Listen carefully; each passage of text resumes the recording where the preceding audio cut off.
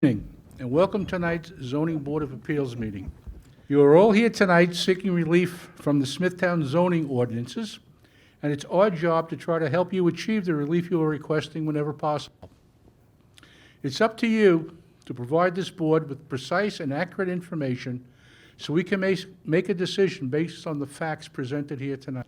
This board must consider the 5 area variance considerations in order to render a decision, and they are as follows.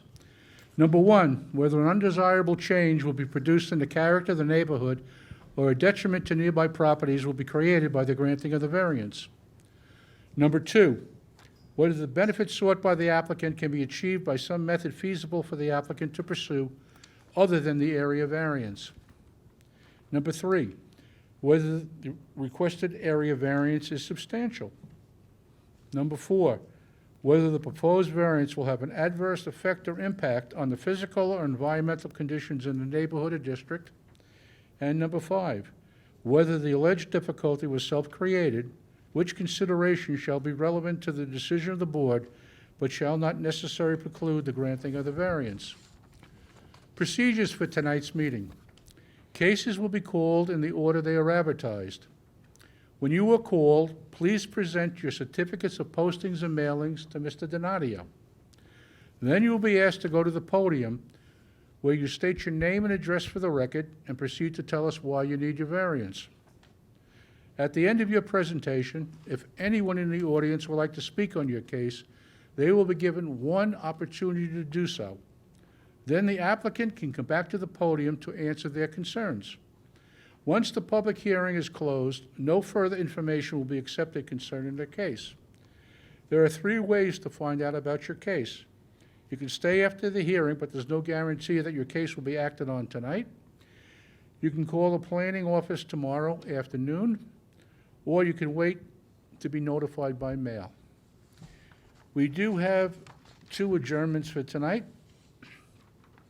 The first case is case 18479, 20 Sunken Meadow Holdings. Was there anyone here for that? That case has been adjourned to November 9th. The second case is case 18347, La Familia, and that case has been adjourned to January 11th, 2022. Okay. Thank you, Mr. Chairman. The first case on the agenda, case number 18561, Jeffrey and Jennifer Ferraro, 11 Whispering Pines Drive in Smithtown. The location of the property, the west side of Whispering Woods Drive, 659 feet south of Plymouth Boulevard. The property is zoned R21.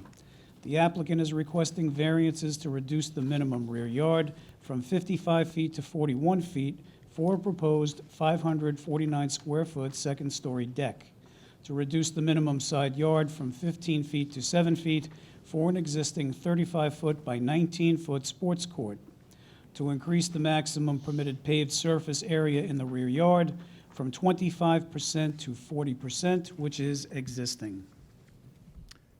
Good evening. Good evening, Chairman, members of the board. Christina Fry, an attorney with offices at 7 Pine Ridge Drive, Smithtown, New York, 117. On behalf of Jennifer Ferraro. We come to you today seeking relief for a newly proposed deck. You can see on the survey that there is an existing deck that was built with the home that exists 41 feet from the property line. We're looking to replace that deck as it is getting old and it's on a second level. The deck would be in the same location and would give a rear yard of 40 feet. And the deck would have fewer angles, fewer step downs to allow for safer use of the deck. Additionally, we have existing paving in the rear yard that exceeds the 25%, where 40%, and as well as a sports court in the side and rear yards with a side yard remaining of 7 feet. We come to the board requesting relief as no undesirable change has been produced character. The sports court is existing, there is an existing deck, and and the paving has existed for many, many years with no detriment to nearby properties. The relief sought by the applicant cannot be achieved by another method. The property is very tight. It's on a modified lot with only a 55-foot setback from the rear of the home. Anything built off the home would require relief in this instance. And the fact that it's a second-level deck, it's actually the main floor. The basement is walkout level. The area variance is not substantial. We're simply asking for an additional 15% on the paving. The sports card is at grade, and there have been no other adverse effects in terms of drainage on the property and detriment to the neighbors in terms of water runoff from the over-paving issue. The alleged difficulty was self-created insofar as the sports court was put in without a permit, and it wasn't something that the homeowner understood required a permit, nor the person that put it in, as most towns don't require a permit for paving of a sports court. Thank you. Okay, thank you. On the sports court, do they have exterior lighting? No, I don't believe there's any exterior lighting. If there is, they will require electrical certificate by the building department, but I don't remember seeing an exterior lighting. Okay, so there's nothing that can go into the neighbors' yards? I don't believe so. If there's Okay. any lighting, it might be a light off the house. I'd have to look at the property and see if there's any lights, but I know there's no post lights or anything of that sort. Okay, Yeah, they're two teenage boys that need a place to play, so they're not playing at night. In fact, they'd probably rather play video games at night. I guess so. All right, thank you. Does anyone on the board have any questions on the application? No, thank you. Planning? No, thank you. No. Is there anyone in the audience that'd like to be heard on this application? No? Can I have a motion to close the application, please? So moved. Motion has been made to close the application. It's been seconded. All in favor? Aye. Motion carried. Thank you. I have another one. Oh, you're not busy tonight. I wanted to see you guys before you went virtual. The next case on the agenda, case number 18562, Christina DiNapoli, 7 Long Meadow Road, Comac. The location of the property is the west side of Long Meadow Road, 257 feet north of Fleetwood Road. The property is zoned R21. The applicant is requesting variances to reduce the minimum side yard from 16 feet to 14 feet for a proposed 477 square foot roof over patio addition, to reduce the minimum rear yard from 50 feet to 49 feet for a proposed 113 square foot attached trellis. Good evening, Chairman, members of the board. Christina Fry, an attorney with offices at 7 Pine Ridge Drive, Smithtown, New York, on behalf of homeowner Christina DiNapoli of 7 Long Meadow Road in Comac. The relief I come to you for this evening is for a proposed roof over patio with fireplace and a trellis. The relief, one of the things I noticed this evening in preparing for the hearing is that there was no mention on the notice or the denial letter regarding the prefabricated fireplace that's part of the roof over patio. So I wanted to bring that to the board's attention this evening. It's the actual roof over portion will go into the side yard by about 6 inches, but the fireplace goes into the side yard by approximately 1.5 feet, and that's where we get our 2 feet from. And what we're trying to do is maintain the roof line from the house as it continues over the roof over patio. And it's just maintaining that roof line, and with the gutters and the fireplace is what brings us outside of the side yard. Additionally, there's a trellis that's proposed off the corner of the roof over patio, and the proposed trellis in one corner exceeds the rear yard setback by 1 foot. I don't believe that what we're requesting this evening is a substantial request, simply to keep the roof line the same and to keep the trellis in a location that suits the homeowner's needs. Certainly, no undesirable change would come to the character of the neighborhood. There are numerous roofed-over patios, usually in the middle of the yards, that don't require zoning relief, but in this case, it comes off the home itself and would have no adverse impact on the environment. There would be a number of gutter and leader systems leading to dry wells for the runoff on the roof over patio. And of course, the alleged difficulty was not self-created because for once I am before you with a proposed application.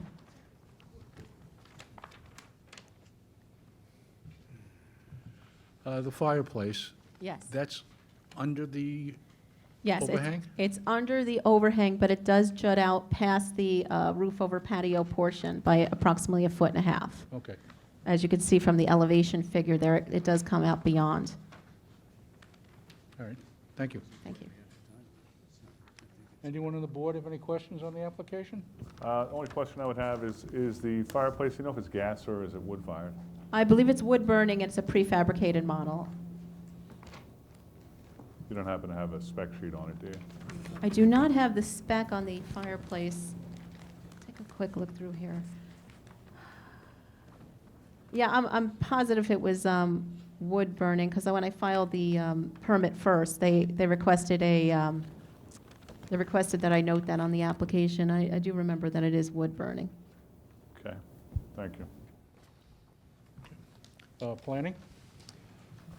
Mr. Chairman, being that the advertisement did not mention that the setback is for the fireplace, it's for the trellis, I think there might be a defect in the advertisement.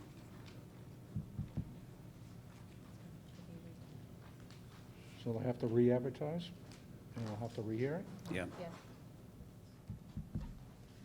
That's unfortunate. I mean, we did ask for the required setback of 2 feet into the side yard.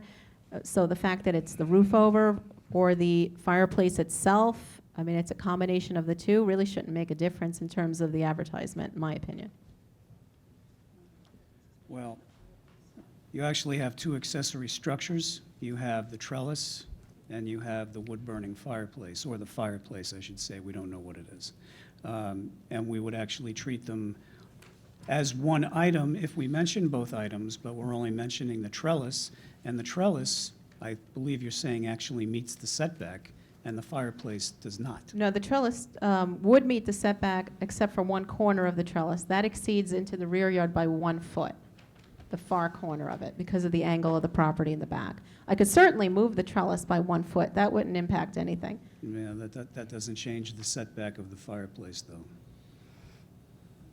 Unless they can move it. I would have to inquire about whether that could be possible. In the meantime, we can't take action on it.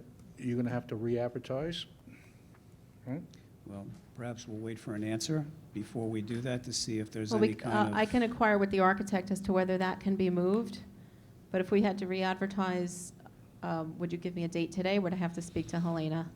How long do you think it'll take you? Well, we could 2 do it weeks? For the next meeting, it Oh, would have to be in I would- October, because it has to be advertised again, and they have to send out letters, and, yeah, so it would have to be October. October 12th? That's the first case in October? Oh, I'm here to October 12th already, You here? yes. Well, what's the possibility that that fireplace can be moved? I I would- only ask because the concern that we have is with a wood-fired fireplace granting relief to a side yard has the possibility to impact the neighbor, and it, I understand. I will speak to the architect about that tomorrow when she's in the office, but I don't think it would have too much of an impact, but I don't want to say it would or it wouldn't. okay, I don't have the expertise to determine that. thank you. Thank you. Right, October 12th. Thank you.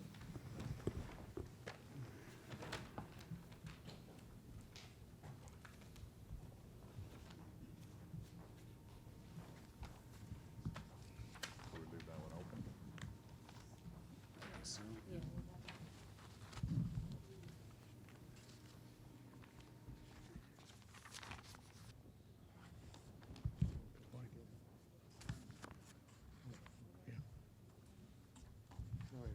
Okay. Yeah. Oh, yeah. Yeah. The next case on the agenda is case number 18563, Daniel Tactile, 154 Jackson Avenue South, St. James. The location of the property is the west side of Jackson Avenue South, 562 feet north of Rutherford Street. The property is zoned R10. The applicant is requesting variances to reduce the minimum front yard from 25 feet to 15 feet, which is existing at 23 feet, for a proposed 389-square-foot front porch with portico. To reduce the minimum front yard from 25 feet to 23 feet, which is existing, for a proposed 1,157-square-foot second-floor addition. Good evening. Good evening. You the applicant, sir? Yes, sir. Can you just state your name and address for the record, please? Dan Tactile, 154 Jackson Avenue South, St. James, New York, 11780. Thank you. Would you like this gentleman to speak on your behalf? I would, thank you. Thank you.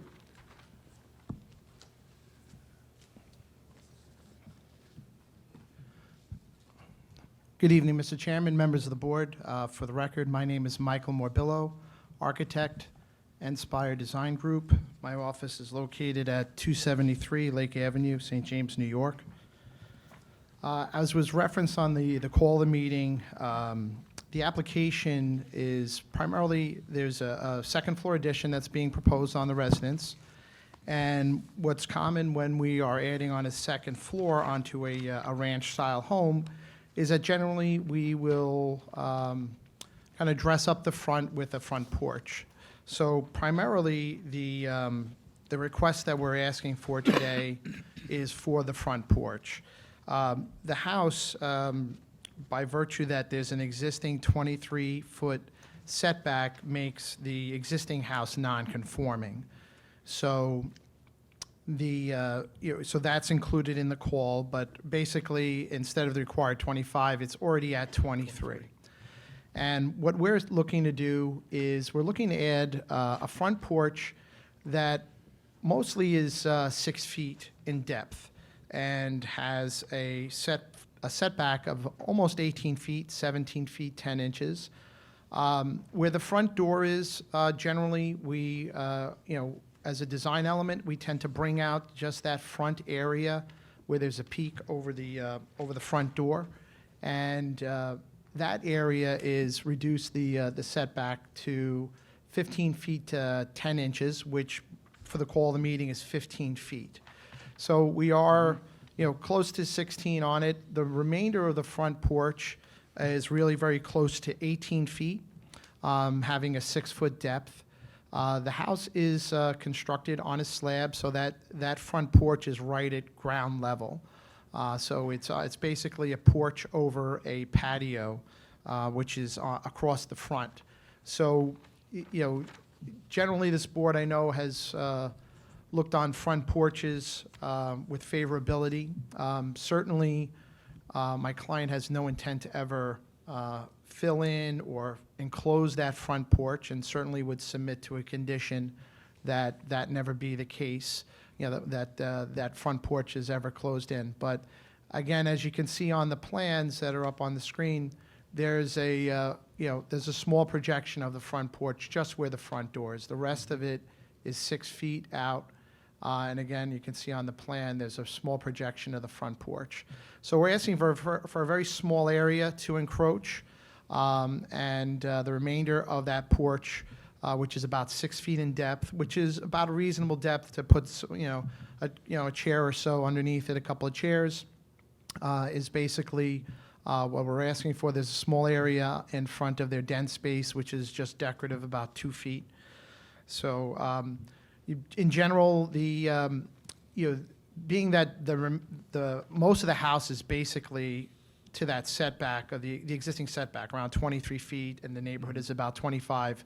The second floor of this house will not be imposing into the setbacks. It's primarily this porch. So we believe this is not going to create an undesirable change in the neighborhood.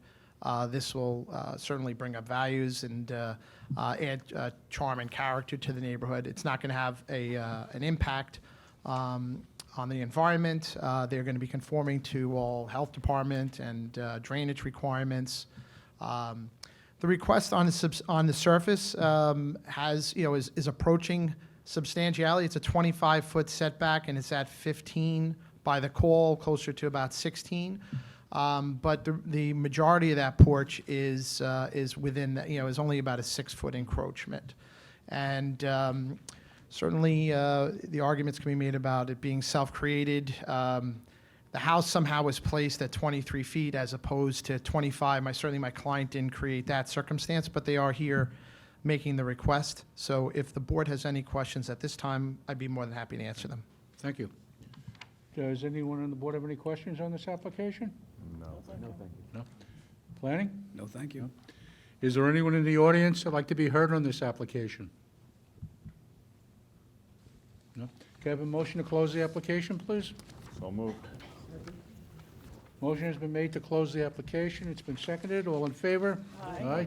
Motion carried. Thank you very much.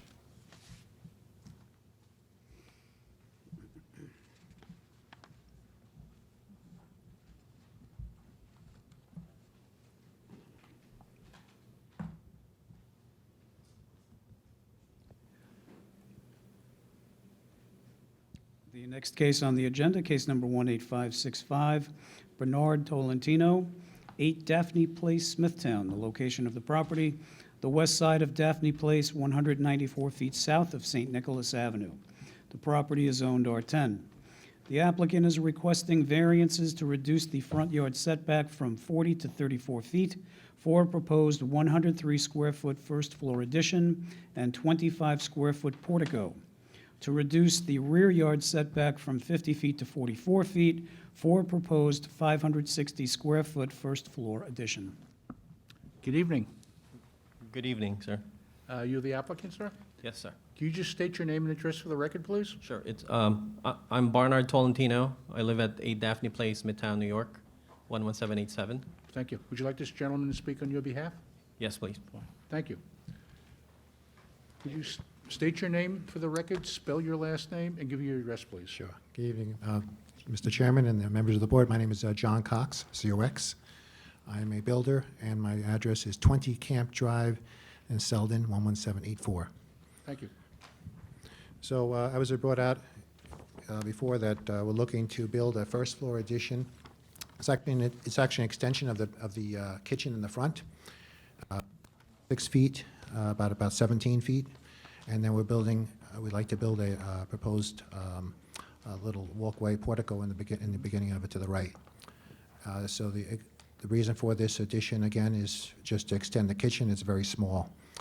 We're looking to make a family room in the back. Again, we're looking for about 6 feet of relief. It's about 28 by 20-foot first-story addition. It's going to be a family room. The couple has 2 children, so it's 4 of them, and these houses are very small.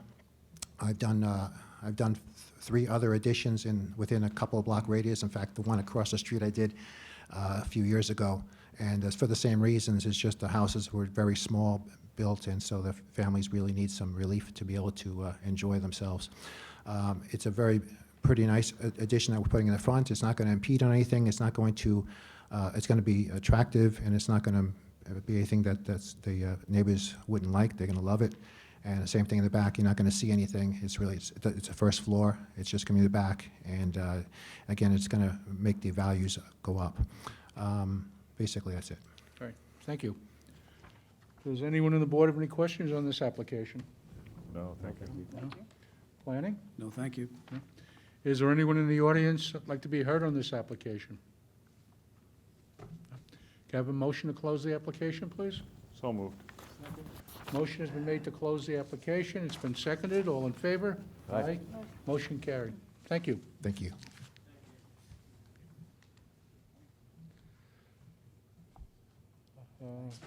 This is the one for Vinnie? Okay. The next case is case 18566. The attorney is running late, so we're going to just skip over this case. When he shows up, we'll put it back on the agenda. So you want to go to the next case then?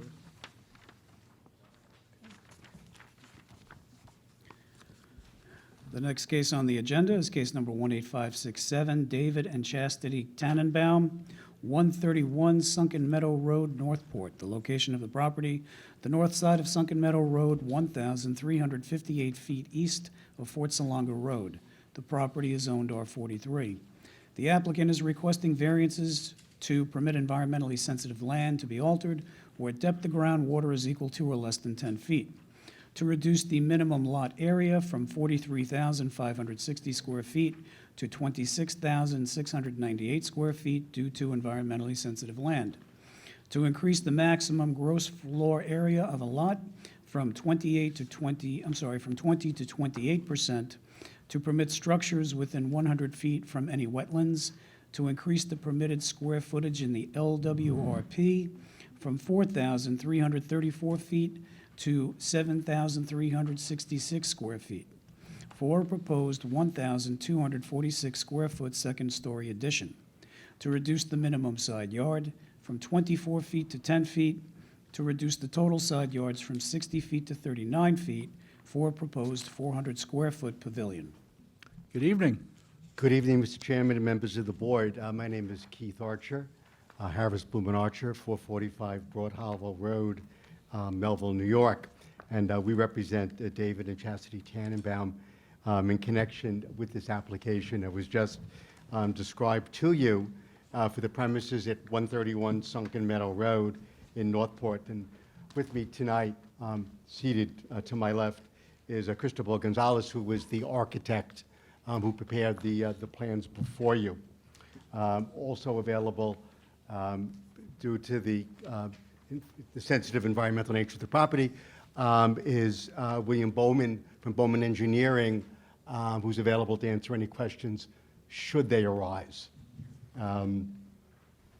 So, as shown on the plans before you, the applicant's proposal is to obtain approval for a proposed second-story addition over the existing garage of the house at 131 Sunken Meadow Road. And what I'd like to do is submit for the record, I don't see a picture of the house, but it kind of shows you the front of the house. All right.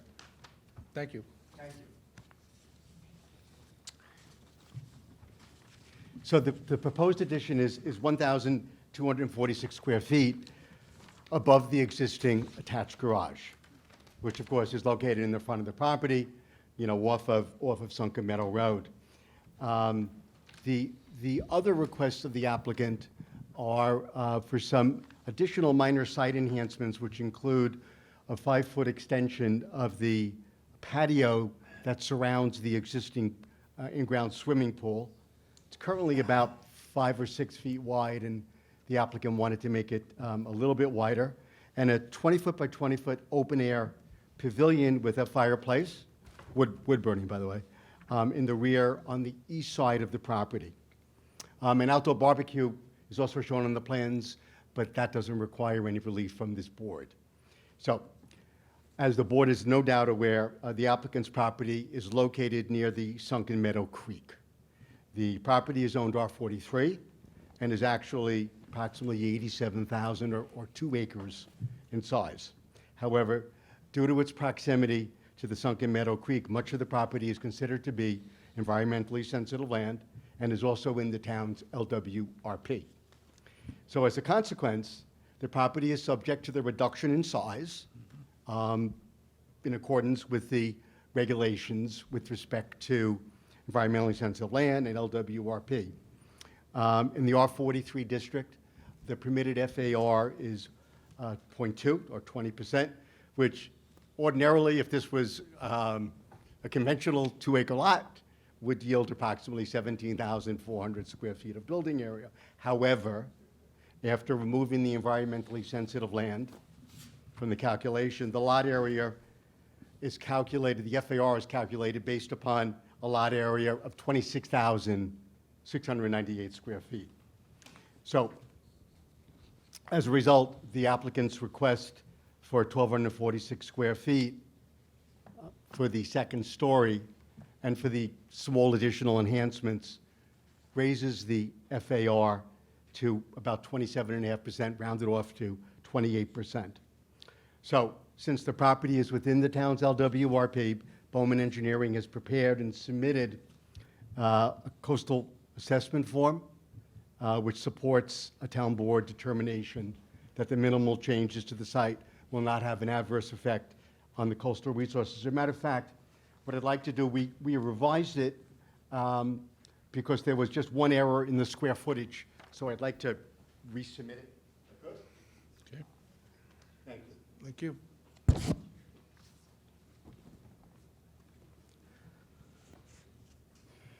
So with all this said, what is significant in this application is that the applicant is not proposing any new construction on the ground except for the area around the pool. And I'm going to address an issue that Mr. Donadio raised with me a little earlier. The principal request is for the second story above the garage. So the garage is already on impervious surface. The second story obviously goes on top of it so that there isn't any impact to the sensitive environmental areas which are really behind the house, and some of them are shown. I'm also going to submit for the record, because I know they're going to be needed, soil borings, which were taken. And what the borings show is that there is a shallow area towards the back of the property, but in the area where the garage is, the depth of groundwater is in excess of 28 feet. Thank you. So that really, what's going on here is really being done in the front of the house on land that has already been developed. It's driveway that surrounds the garage, obviously. With respect to the 20-foot by 20-foot open-air pavilion, that is situated in the rear of the property. We are requesting a setback variance to that. It is set back 10 feet off of the side property line. The setback, under the circumstances, is larger. But again, we don't think that that's going to have any negative impact. The footings will be shallow enough so that there isn't any impact on groundwater. The groundwater is about 8-9 feet in that area. So we don't think that would have any impacts. The other request of the applicant is to widen by approximately 5 feet the area around the existing swimming pool. So earlier today, Mr. Donadio had provided me with a comment where it was suggested by the folks that are going to be reviewing the LWRP aspect of this, that we shift the increase, maintain the square footage that we're asking, but shift it away from the wetlands so that we don't encroach anymore on the 100-foot setback from the wetlands, and we will do that. So we're going to maintain the same request for square footage, but we'll modify the area around the pool a little bit. So really, in sum, and we'll be happy to answer any questions that board members may have, the main part of this application is for the 1,256 square foot addition on top of the existing garage in the front of the house, surrounded by existing driveway. On an overall lot area basis, the FAR of this parcel, without the calculation for environmentally sensitive land and LWRP, would be about 8.4%. But we understand the method in which the FAR is calculated. We've tried to be very sensitive to all of the issues. I did receive a letter today from Howard Barton requesting some additional information, also indicating that in the back of the house, that there may have been some vegetation removed, not by my client, because my client just closed on it in March, and requesting revegetation, which, if in fact that occurred, even though it wasn't done by my client, will revegetate. It's not an issue. My client is environmentally sensitive and doesn't want to disrupt any of the resources in the back of the property. So really, in sum, this application, I think everybody knows the area. The area has basically large homes on it, and large parcels, and there are several that, of course, are along the creek.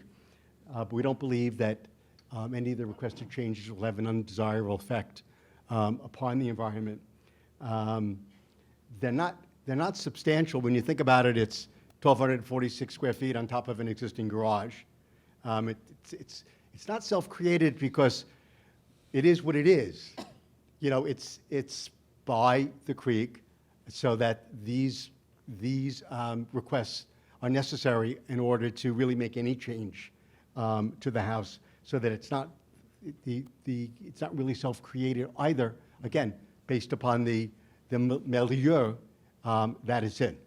So, with that said, that concludes my presentation. I think I handed in everything I wanted to hand in. We know that we need to get a letter of non-jurisdiction from DEC, and we also know that we need the town board to make a consistency a confirmation with the LWRP.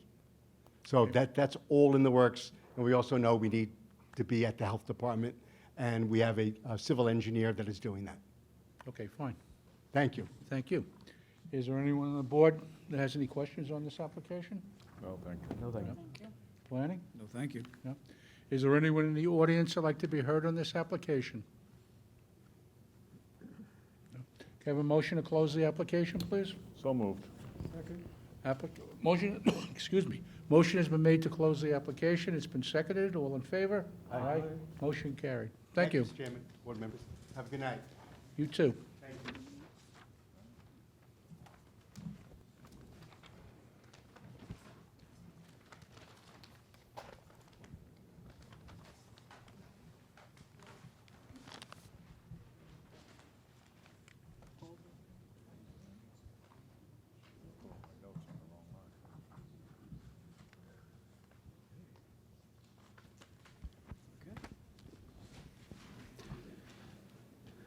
The next case on the agenda, case number 18568, William McDeeran III, 76 Stony Hill Path, Smithtown.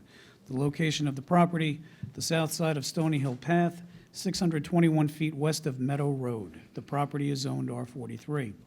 The applicant is requesting variances to reduce the minimum side yard from 24 feet to 20 feet, which is existing, to reduce the total side yards from 60 feet to 42 feet, which is existing, for a proposed 1,182 square foot second floor addition. To reduce the minimum side yard from 24 feet to 6 feet, to reduce the total side yards from 60 feet to 27 feet, existing at 42, for an existing 29-foot by 15-foot semi-in-ground swimming pool with attached 52 square foot metal deck. To reduce the minimum distance to any rear lot line from 10 feet to 2 feet, for an existing 96 square foot, 10-foot high wood shed. Good evening. Good evening. Can I have the applicant, please? Hi, William McDearman. Could you just state your name and address for the Sure, record, please. William McDearman III, 76 Stony Hill Path, Smithtown, New York. Thank you. Would you like this gentleman to speak on your behalf? Yes, sir. Fine, thank you. For the record, sir, could you just state your name, spell your last name so we get it correct, and give your address, please? Sure. My name is Joseph Walker, Double Check Builders, doing business at 270 Ronkonkoma Avenue, Ronkonkoma, New York, 11779 for the past 25 years. Thank you. Mr. Chairman, members of the board, we're seeking the variance for a proposed second-story addition. The addition would be placed over the existing house. The existing house was built on a variance many years ago. So what we're trying to do is hold the existing side yards, hold the existing front, which would not create any negative impact as far as the neighborhood is concerned. If you're familiar with the neighborhood, there's many second stories around here, so it will be totally consistent with the nature and character of the neighborhood. I don't think it's a substantial request in view of the fact that the size of the lot, it wouldn't have any adverse effect with respect to the neighbors or emergency vehicles entering, leaving the neighborhood to provide assistance.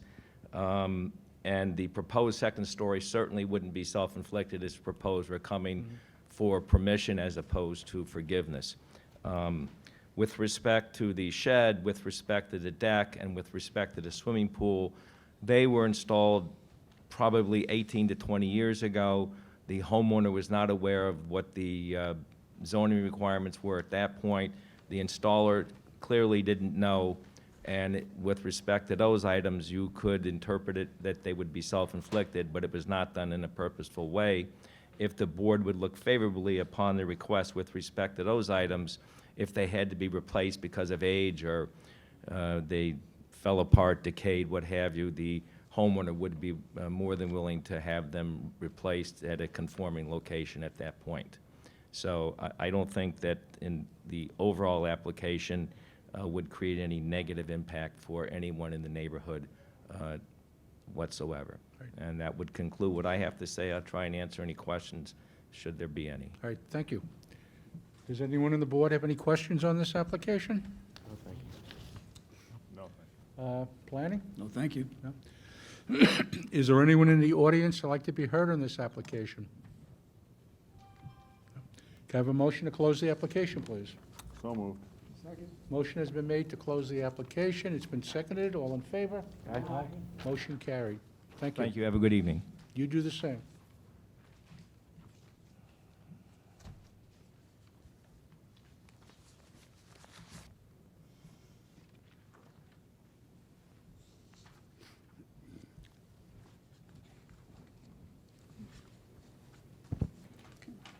The next case on the agenda is case number 18569, Flexible Business Systems, 290 Vanderbilt Motor Parkway, Hotpog. The location of the property, the north side of Vanderbilt Motor Parkway, 735 feet west of Marcus Boulevard. The property is zoned LI. The applicant is requesting variances to increase the maximum height of an accessory structure from 18 feet to 27 feet for a 13,418 square foot steel frame structure with ice rink to reduce the required number of parking spaces from 197 to 151. Good evening. Good evening. Hi, my name is Joe Saggio. I'm the owner of the building, 290 Motor Parkway in Hotpog, New York, and I'd like Mike to speak first tonight. Fine. Thank you. Good evening, Mr. Chairman, members of the board. For the record, my name is Michael Morbillo, architect, Inspire Design Group. Office is located at 273 Lake Avenue, St. James, New York.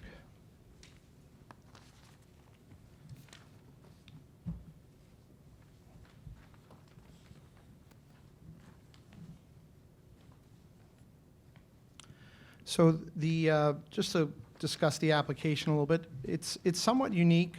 What we're proposing is an accessory structure behind an existing office warehouse building, light industrial building. And the purpose of the accessory structure, which is basically like a covered awning, is to provide recreational space for Flexible Systems employees.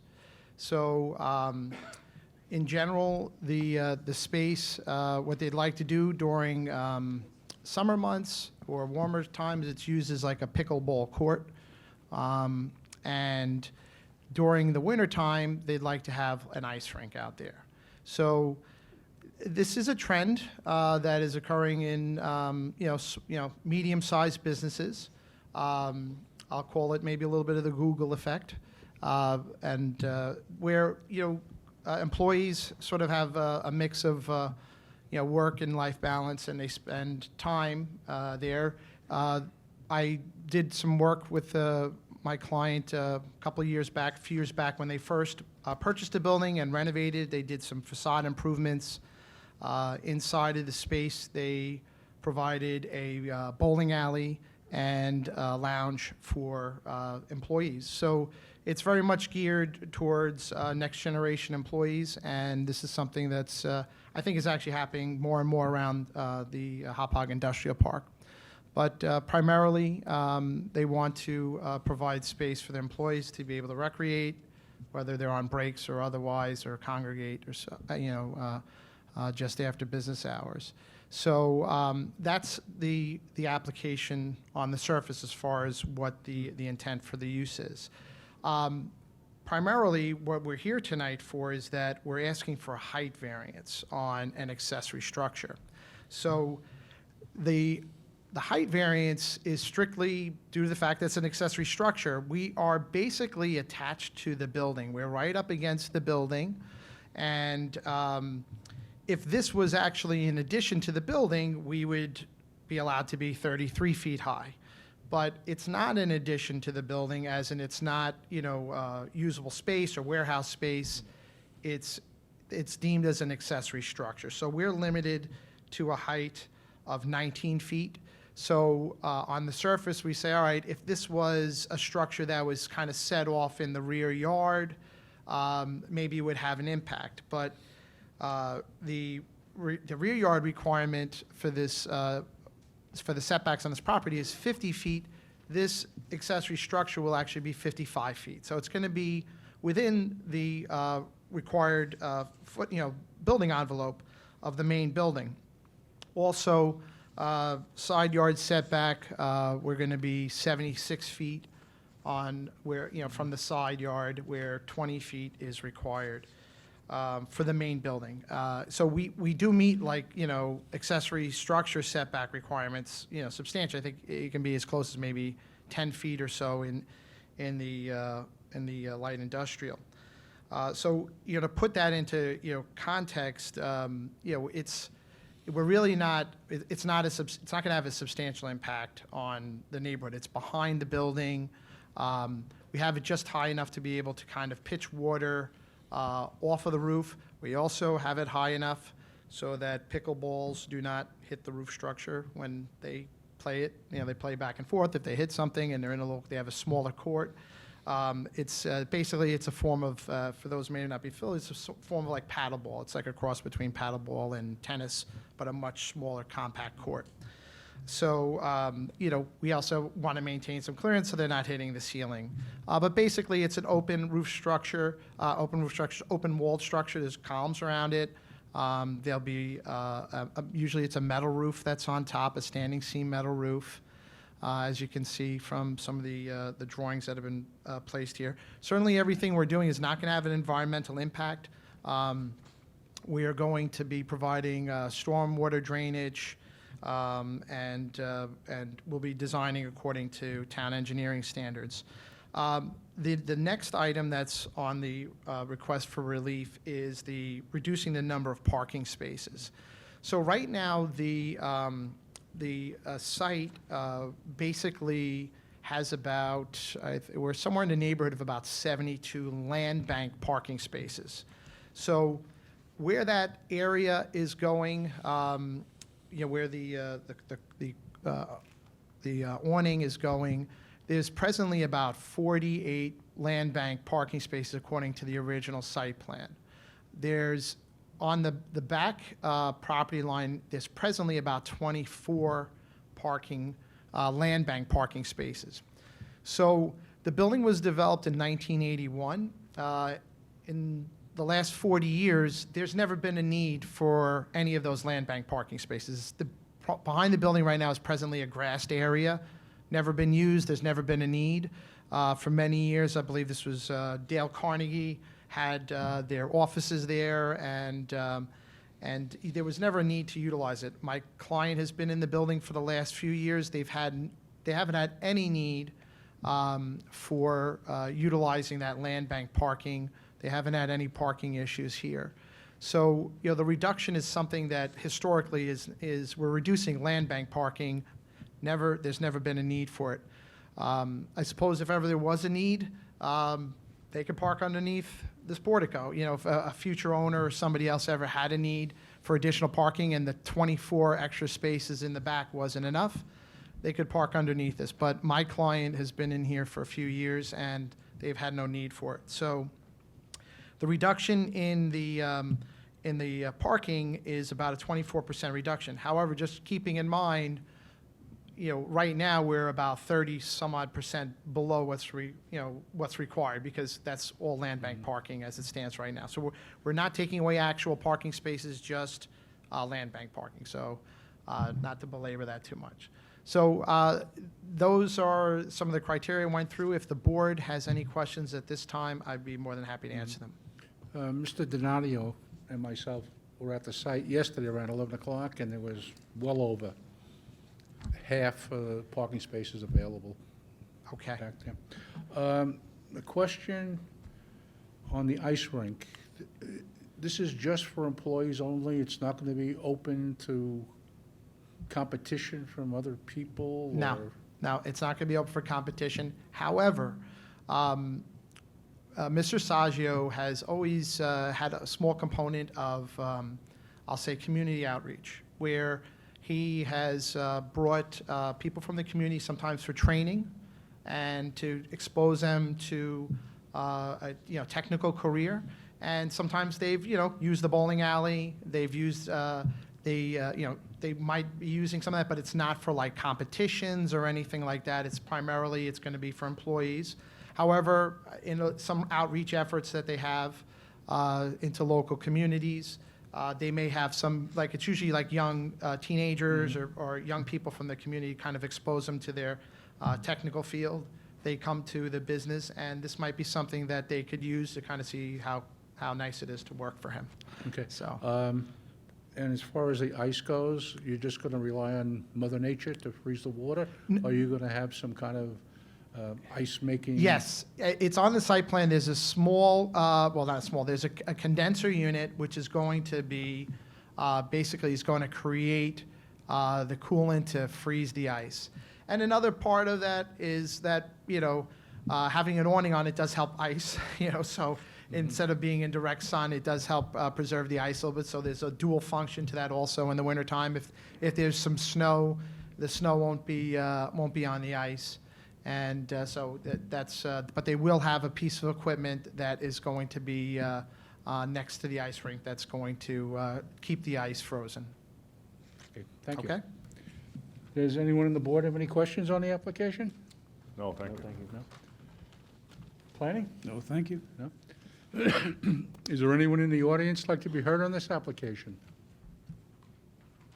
Can I have a motion? Excuse me. Can someone make a motion to close the application, please? So moved. Motion's been made to close the application. It's been seconded. All in favor? Aye. Motion carried. Thank you. Thank you.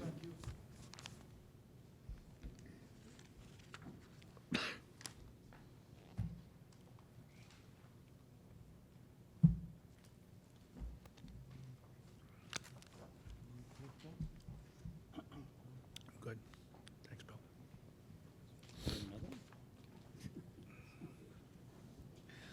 The next application on the agenda, 18570, Mark Giordano, 21 Maple Drive, Smithtown. The location of the property, the south side of Maple Drive, 125 feet east of Lake Avenue.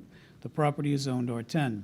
The applicant is requesting a variance to reduce the minimum lot frontage at the setback line from 75 feet to 50 feet for a proposed two-story single-family dwelling. Good evening. Good evening. I'm the applicant. My name is Mark Giordano. I reside at 93 Esther Avenue, St. James, New York. And would you like Michael And to I'd speak like on your Mike to behalf? represent me. Thank you. Fine. Thank you. Good evening again, Mr. Chairman, members of the board. For the record, Mike Morbillo, architect, Inspire Design Group, 273 Lake Avenue, St. James, New York. This one, I think, is relatively straightforward. Primarily, we're proposing a new residence, two-story residence, and what we are looking at is we have an existing non-conforming lot.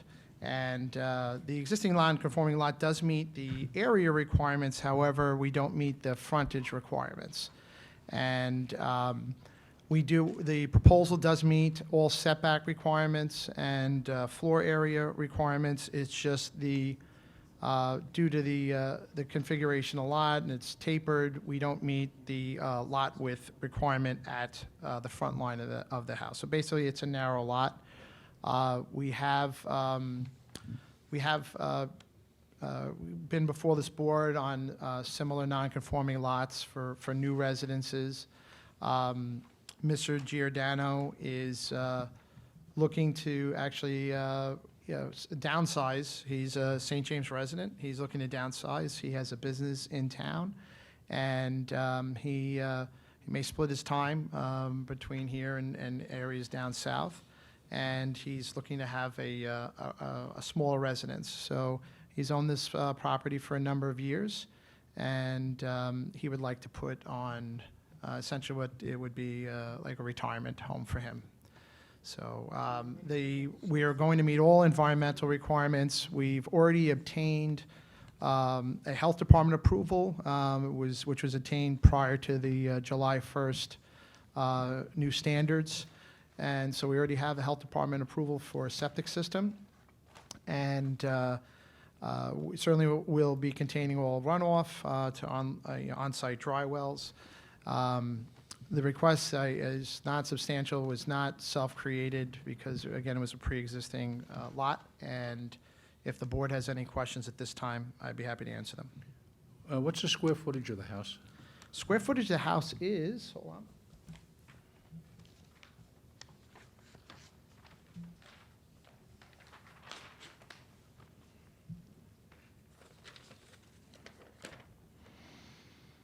It's about 1,500 square feet.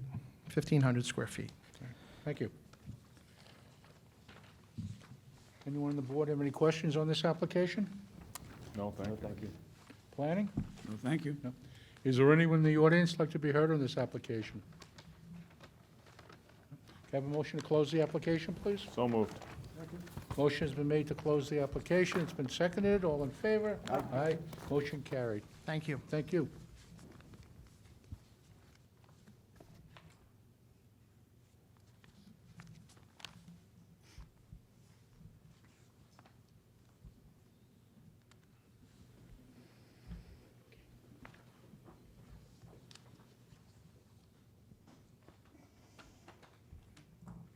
The next case on the agenda is case number 18571, Rondi Casey, executor for the estate of Robert Veach.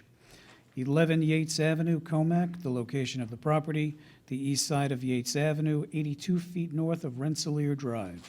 The property is zoned R10. The applicant is requesting variances to reduce the minimum rear yard setback from 50 feet to 45 feet, to reduce the total side yards from 28 feet to 26 feet, for an existing 587 square foot first floor addition, 223 square foot garage conversion, and 469 square foot rear deck. Good evening. Hi, how are you? Rondi Casey. I live at 169 Piermont Avenue in Piermont, New York, 10968. Thank you. Would you like this gentleman to speak on your I behalf? would, thank you. Fine, thank you. Again, could you state your name, spell your last Sure. name so we get it correct, and give your address, please? Yep, name is Mitch Brendel, Brendle. Address is 1717 North Ocean Avenue, Suite F, in Medford, New York, 11763. Thank you. Excuse me. Sorry, do you have the affidavits and the Yes. mailing receipts? Thank you. Yes. Which?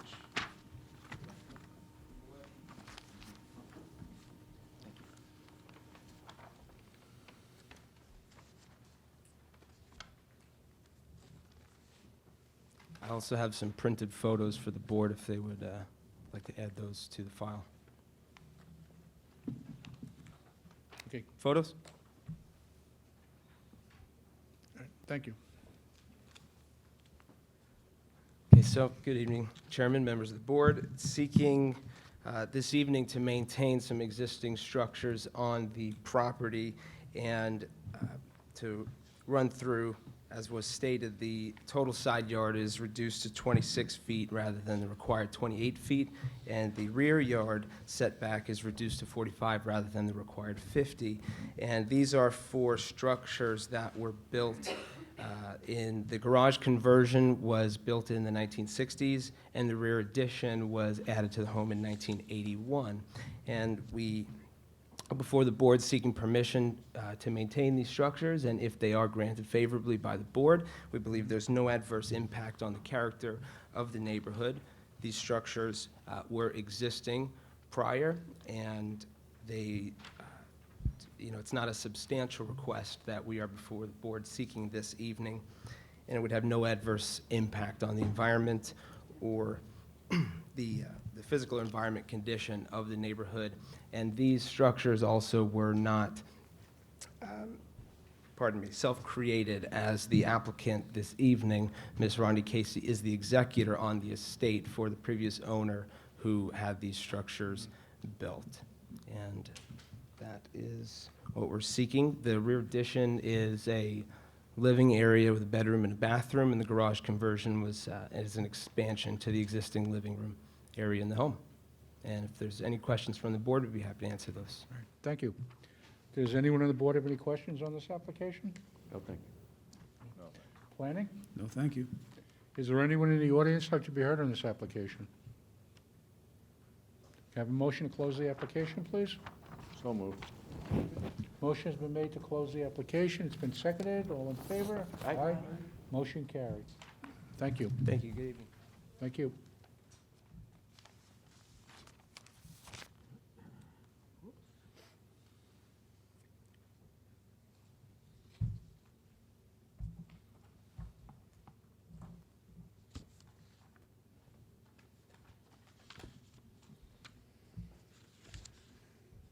The next case on the agenda, case number 18572, Frank and Eva Verga, 10 Everett Place, Smithtown. The location of the property, excuse me, the southwest corner of Everett Place and Eckerncamp Drive. The property is owned R21. The applicant is requesting a variance to reduce the front yard from 50 feet to 40 feet for a proposed 504 square foot front entry garage. Good evening. Good evening. My name is Frank Verga from 10 Everett Place. I would like Mike to speak on my behalf. Fine. Thank you. Thank you.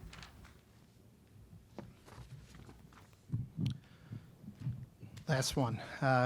Good evening, Mr. Chairman, members of the board. For the record, Mike Morbillo, architect, Inspired Design Group, 273 Lake Avenue, St. James, New York.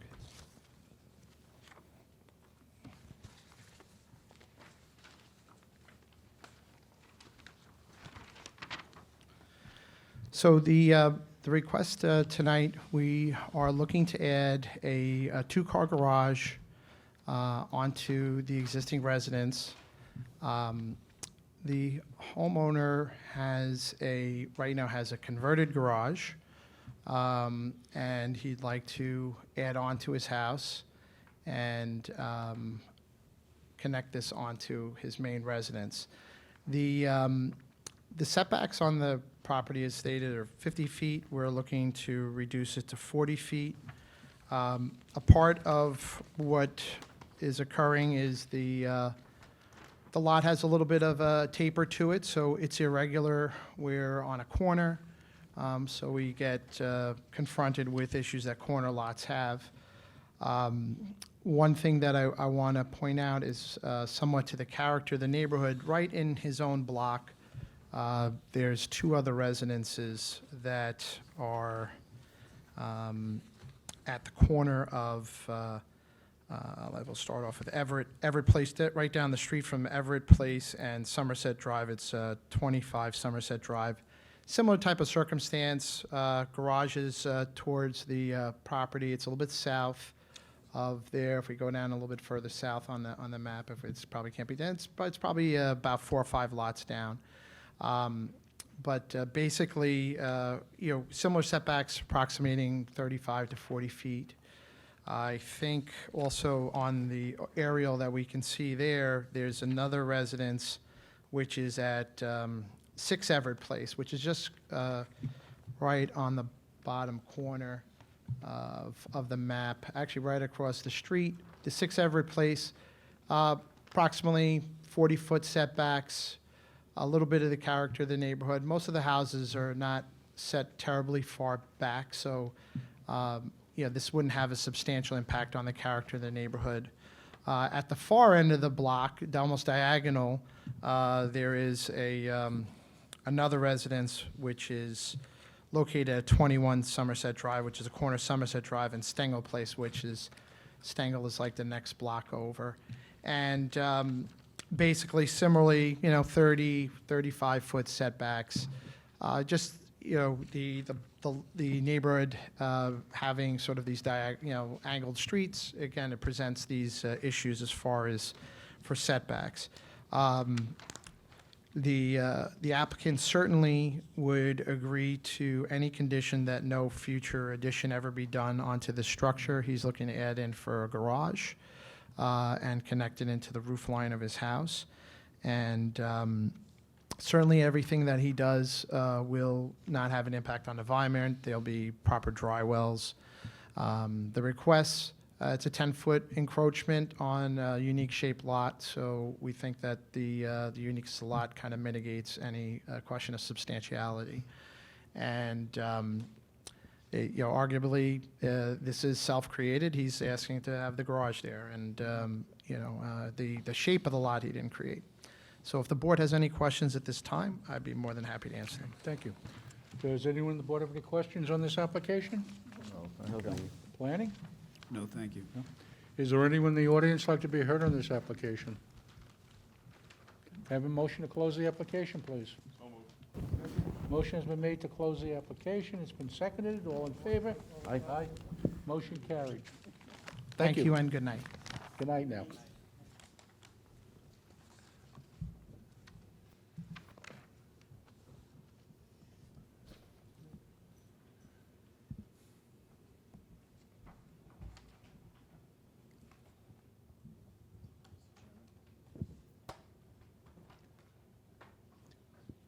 You want to do the other two, and then we'll do any.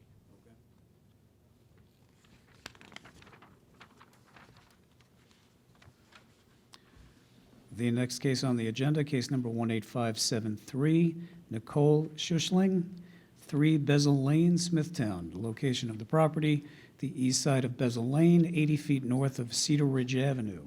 The property is owned R15. The applicant is requesting variances to prevent environmentally sensitive lands to be altered where depth of groundwater is equal to or less than 10 feet for a proposed 18-foot by 36-foot in-ground pool, to reduce the minimum side yard from 16 feet to 14 feet, to reduce total side yards from 34 feet to 30 feet for an existing 259-square-foot pergola, to reduce the minimum distance to any lot line from 8 feet to 6 feet for an existing 111-square-foot plastic shed. Good evening. Good evening, Mr. Chairman, members of the board. I'm Larry Buscemi from Select Expediting, P.O. Box 679, Mount Sinai, New York. Okay. Did you submit a power of attorney? I did. You did? New form. Okay, just 1 second.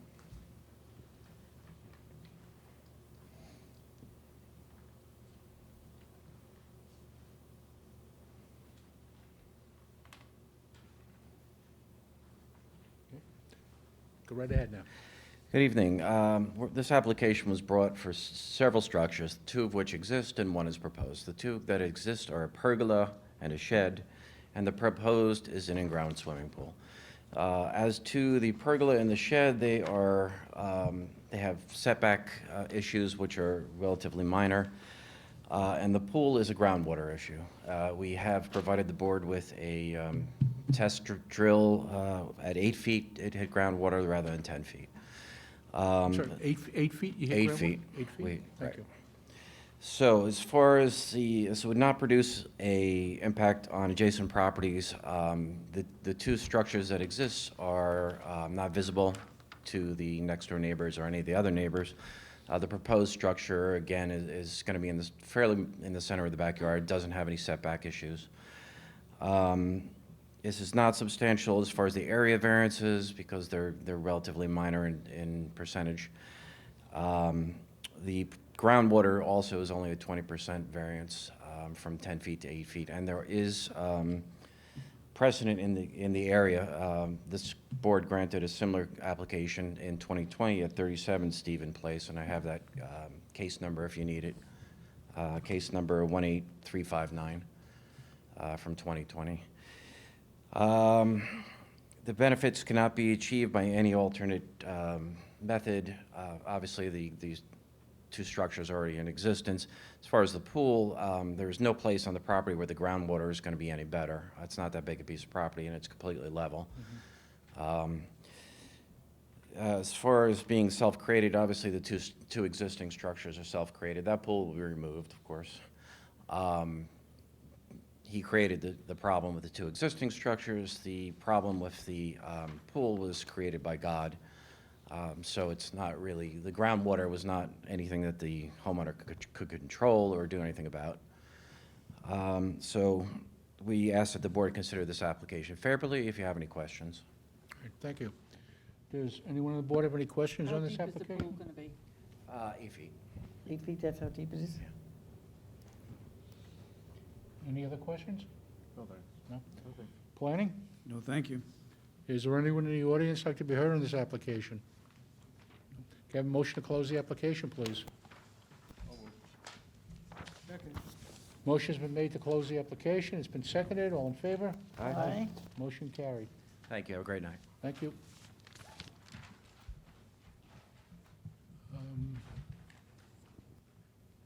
Who's doing Planet Fitness? Can we go back to Mr. Tramarko? We'll get him done. Thank you, Mr. Gradino.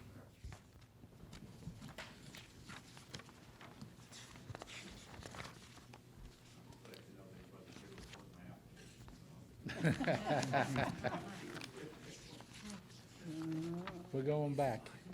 We are going back, yes. 18566? 18566, yes. Okay. The next case on the agenda, 18566, Maria Bonlauren, 93 Croft Lane, Smithtown. The location of the property, the east side of Croft Lane, 83 feet north of Loft Road. The property is zoned R43. The applicant is requesting variances to reduce the minimum south side yard from 24 feet to 3 feet for an existing 216 square foot enclosed gazebo, to reduce the minimum north side yard from 24 feet to 5 feet for an existing 160 square foot vinyl shed, to reduce the total side yards from 60 feet to 8 feet, to permit environmentally sensitive lands to be altered where depth of groundwater is equal to or less than 10 feet, to reduce the minimum distance of paving in the required side yard from 1 feet to 0, which is existing, to permit an existing 6-foot PVC fence to be 0 feet to the top of an existing 4-foot block retaining wall, to increase the maximum height of a fence and retaining wall from 6 feet to 10 feet, to decrease the minimum setback of a 4-foot block retaining wall from the property line from 4 feet to 0, which is existing. Good evening. Good evening, Mr. Chairman, members of the board. My name is Vincent Tramarko. I represent the applicant. I've submitted the affidavits of posting and mailing to Mr. Donadio. I know at first glance or second glance or even third glance, you're going to look at this and say, wow, what a bunch of variances my client is asking this board to grant. So basically, going down the line,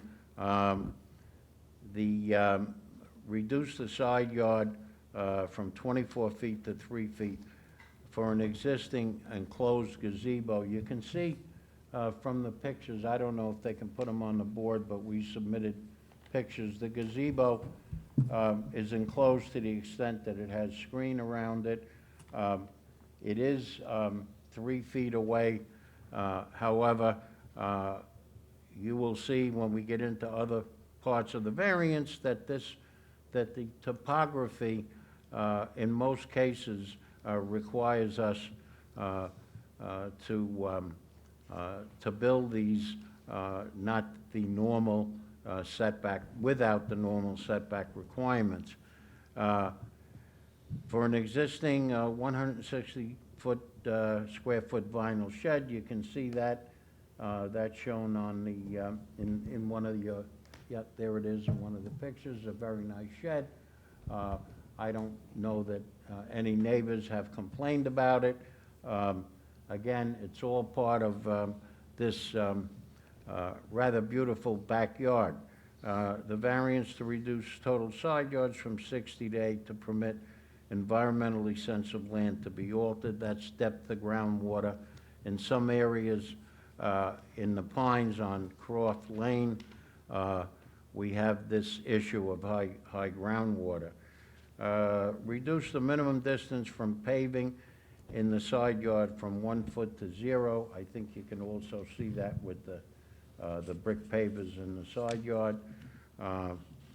Permit an existing 6-foot PVC fence to be 2-0 to the top of an existing 4-foot black wall. Again, that one and the next one to increase maximum height of fence from retaining wall from 6 to 10. The reason being that's where the topography changes, And if you're on the other side of that wall, you're looking at a 6-foot fence. You're not looking at 10 feet as my client would be looking at. But because they had to build a retaining wall and they also have a swimming pool, that necessitated the 6-foot fence atop the wall. Decreased minimum distance of a 4-foot block retaining wall from the property line. Again, same thing. He did put it on the property line. However, with the total development of this rear yard, it makes sense that the retaining wall would be constructed on the line. Again, if you look at all of the pictures and take a real hard look, I think this is probably one of the most beautiful backyards in Smithtown. My client spent a lot of time to develop it this way, and we don't feel that there's an undesirable change in the character of the area. This is all in his backyard and really doesn't encroach on anyone else. Even the side yards, I don't believe any of the neighbors have any objection. Whether the benefit sought could be achieved by some other method, yeah, I guess he could have pulled everything in and left those side yards, but because there is a difference in the topography, and I think one of the pictures shows a pretty big, it looks like a 4 or 5 foot difference. Let me see here. Yes, I don't know if it's up there or not, but where you come from the house and I believe you walk down, it looks like about 1, 2, 3, 4, 5, 6 times each. Looks like that's about 4 feet, a 4-foot wall there, the curved wall. Whether the requested area variance is substantial, yes, some of them are substantial, but I think in the R43 zone, the way this is a rather long lot, it really doesn't have any adverse effect on anyone. Whether the proposed variance would have an adverse effect or impact on the physical or environmental conditions of the property, no. The only thing there, obviously it's high groundwater, but there is a swimming pool that's been approved and CO'd by the town. Whether the alleged difficulty was self-created, I can't say it wasn't. He built all of these things prior to getting a permit. However, we would ask the board to consider the ambience of the property, the beauty of what Mr. and Mrs. Bonlaurent did, and we ask for your favorable consideration. Thank you. Thank you. Anyone on the board have any questions on this application? No. Planning? No, thank you. No? Anyone in the audience like to be heard on this application? Can I have a motion to close the application, please? So moved. Motion has been made to close the application. It's been seconded. All in favor? Aye. Aye. Motion carried. Thank you. Thank you, Mr. Tramarko.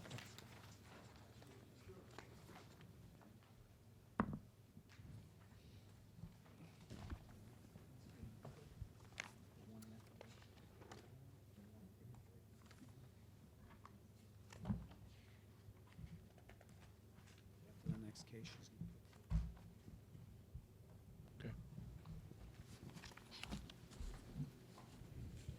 The next case on the agenda is case number 18574, Planet Fitness Asset Co. LLC.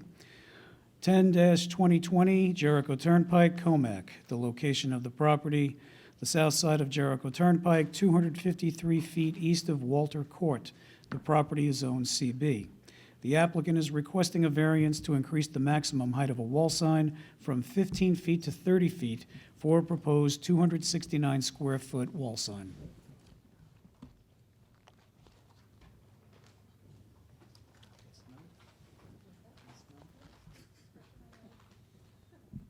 Good evening. Good evening, Mr. Chairman, members of the board. My name is Anthony Guardino. I'm a partner with the law firm of Farrell Fritz in Hotpog, New York. I represent the applicant Planet Fitness Asset Co. Planet Fitness is seeking a single variance to increase the maximum height of a new internally illuminated Planet Fitness sign and it's a wall sign at its new Comac facility. Planet Fitness is leasing space in the Mayfair Shopping Center, which, as you all know, is located on the south side of Jericho Turnpike in Comac. The shopping center is a large center, about 25 acres in size. It is zoned CB Central Business District. Planet Fitness is leasing just shy of 20,000 square feet of retail space in the center that had been occupied by New York & Company, Justice, and the Gap stores. The variance that's being requested relates, as I mentioned, to a single wall sign. The wall sign is actually compliant with respect to sign area, but it is deficient with respect to the maximum height. We are proposing a height of 29 feet 6 inches. I think it was noticed at 30 feet, and this only 15 feet is permitted. Planet Fitness, as you can see from the drawing up on the screen, is proposing a new facade. That facade was actually approved by the town pursuant to a site plan exemption. And the facade is being modified on the 3 stores that I just referenced, or the spaces with the former 3 stores that I referenced. And the height of the facade, or at least a portion of the facade, the central portion of the facade, is being increased by about 6 feet 5 inches. And that will create a new facade for Planet Fitness, which, as you probably know, is the space is the most prominent space in the shopping center. When you come down the main entrance drive aisle, it's going to be right in front of you.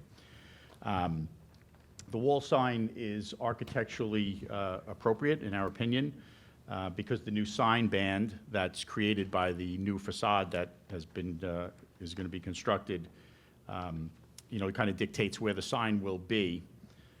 And I would also point out that the Planet Fitness sign, which will be a single sign, is actually going to be replacing 3 signs that were in the three different stores. So it'll be a lot less signage. With respect to the area variance criteria, I would submit that the granting of the area of the sign variances would have a significant benefit to Planet Fitness, namely would allow it to be a successful facility in the shopping center, and there would not be any corresponding detriment to the community. The sign will be consistent with other signs in the area, including the Steinmart sign that was there and is down. I guess there'll be a Lidl sign that's going to take its place, but that sign is above the 15 feet. I don't know exactly what it is, but it's a fairly tall building there where the department store used to be.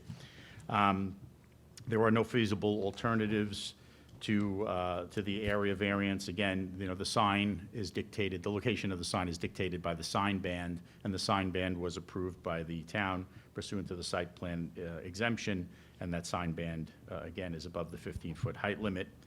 The height variance for the sign is, I would say, quantitatively significant, because it's 100% variance, but it's not qualitatively significant because we're just dealing with a sign. It's not a structure, and it's consistent with other signs in the shopping center.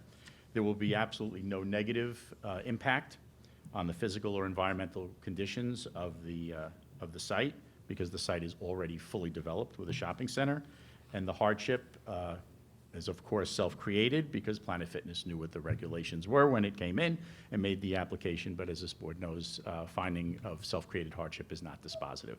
So I have nothing further. If the board has any questions, I'd be happy to answer them. Thank you. Thank you. Anyone on the board have any questions on the application? No, thank you. No? Planning? No, thank you. No? Anyone in the audience like to be heard on the application? Can I have a motion to close the application, please? So moved. Motion has been made to close the application. It's been seconded. All in favor? Aye. Motion carried. Thank you. Need a break? We're going to take a 5-minute break. Going to take a 5-minute break now. Thank you. Agenda, case number 18564, FSI DJF3 LLC, 49 Wireless Boulevard, Hopog. The location of the property, the south side of Wireless Boulevard, 401 feet east of Moreland Road. The property is zoned LI. Excuse me. The applicant is requesting a special exception to permit a trucking station in the LI zoning district, a special exception to permit a parking garage in the LI zoning district, a variance request of a special exception standard to increase the height from 35 feet to 50 feet for structures on a site with a parking garage, a variance of a special exception standard to reduce the rear lot line setback from 50 feet to 41 feet and the east lot line setback from 50 feet to 41 feet for a proposed parking garage. Variance to reduce the rear yard setback from 50 feet to 41 feet to permit truck loading docks in the front yard area to reduce the number of required parking spaces from 251 to 123. Good evening. Good evening again, Mr. Chairman, members of the board. My name is Anthony Guardino, partner with the law firm of Farrell Fritz in Hotpog, New York. I represent the applicant FSI DJ F3 LLC. They are the contract vendee of property located at 49 Wireless Boulevard in Hotpog. The applicant is requesting that this board grant several area variances associated with a plan to demolish the existing building that's on the site and construct a one-story, 63,800 square foot warehouse and delivery station building.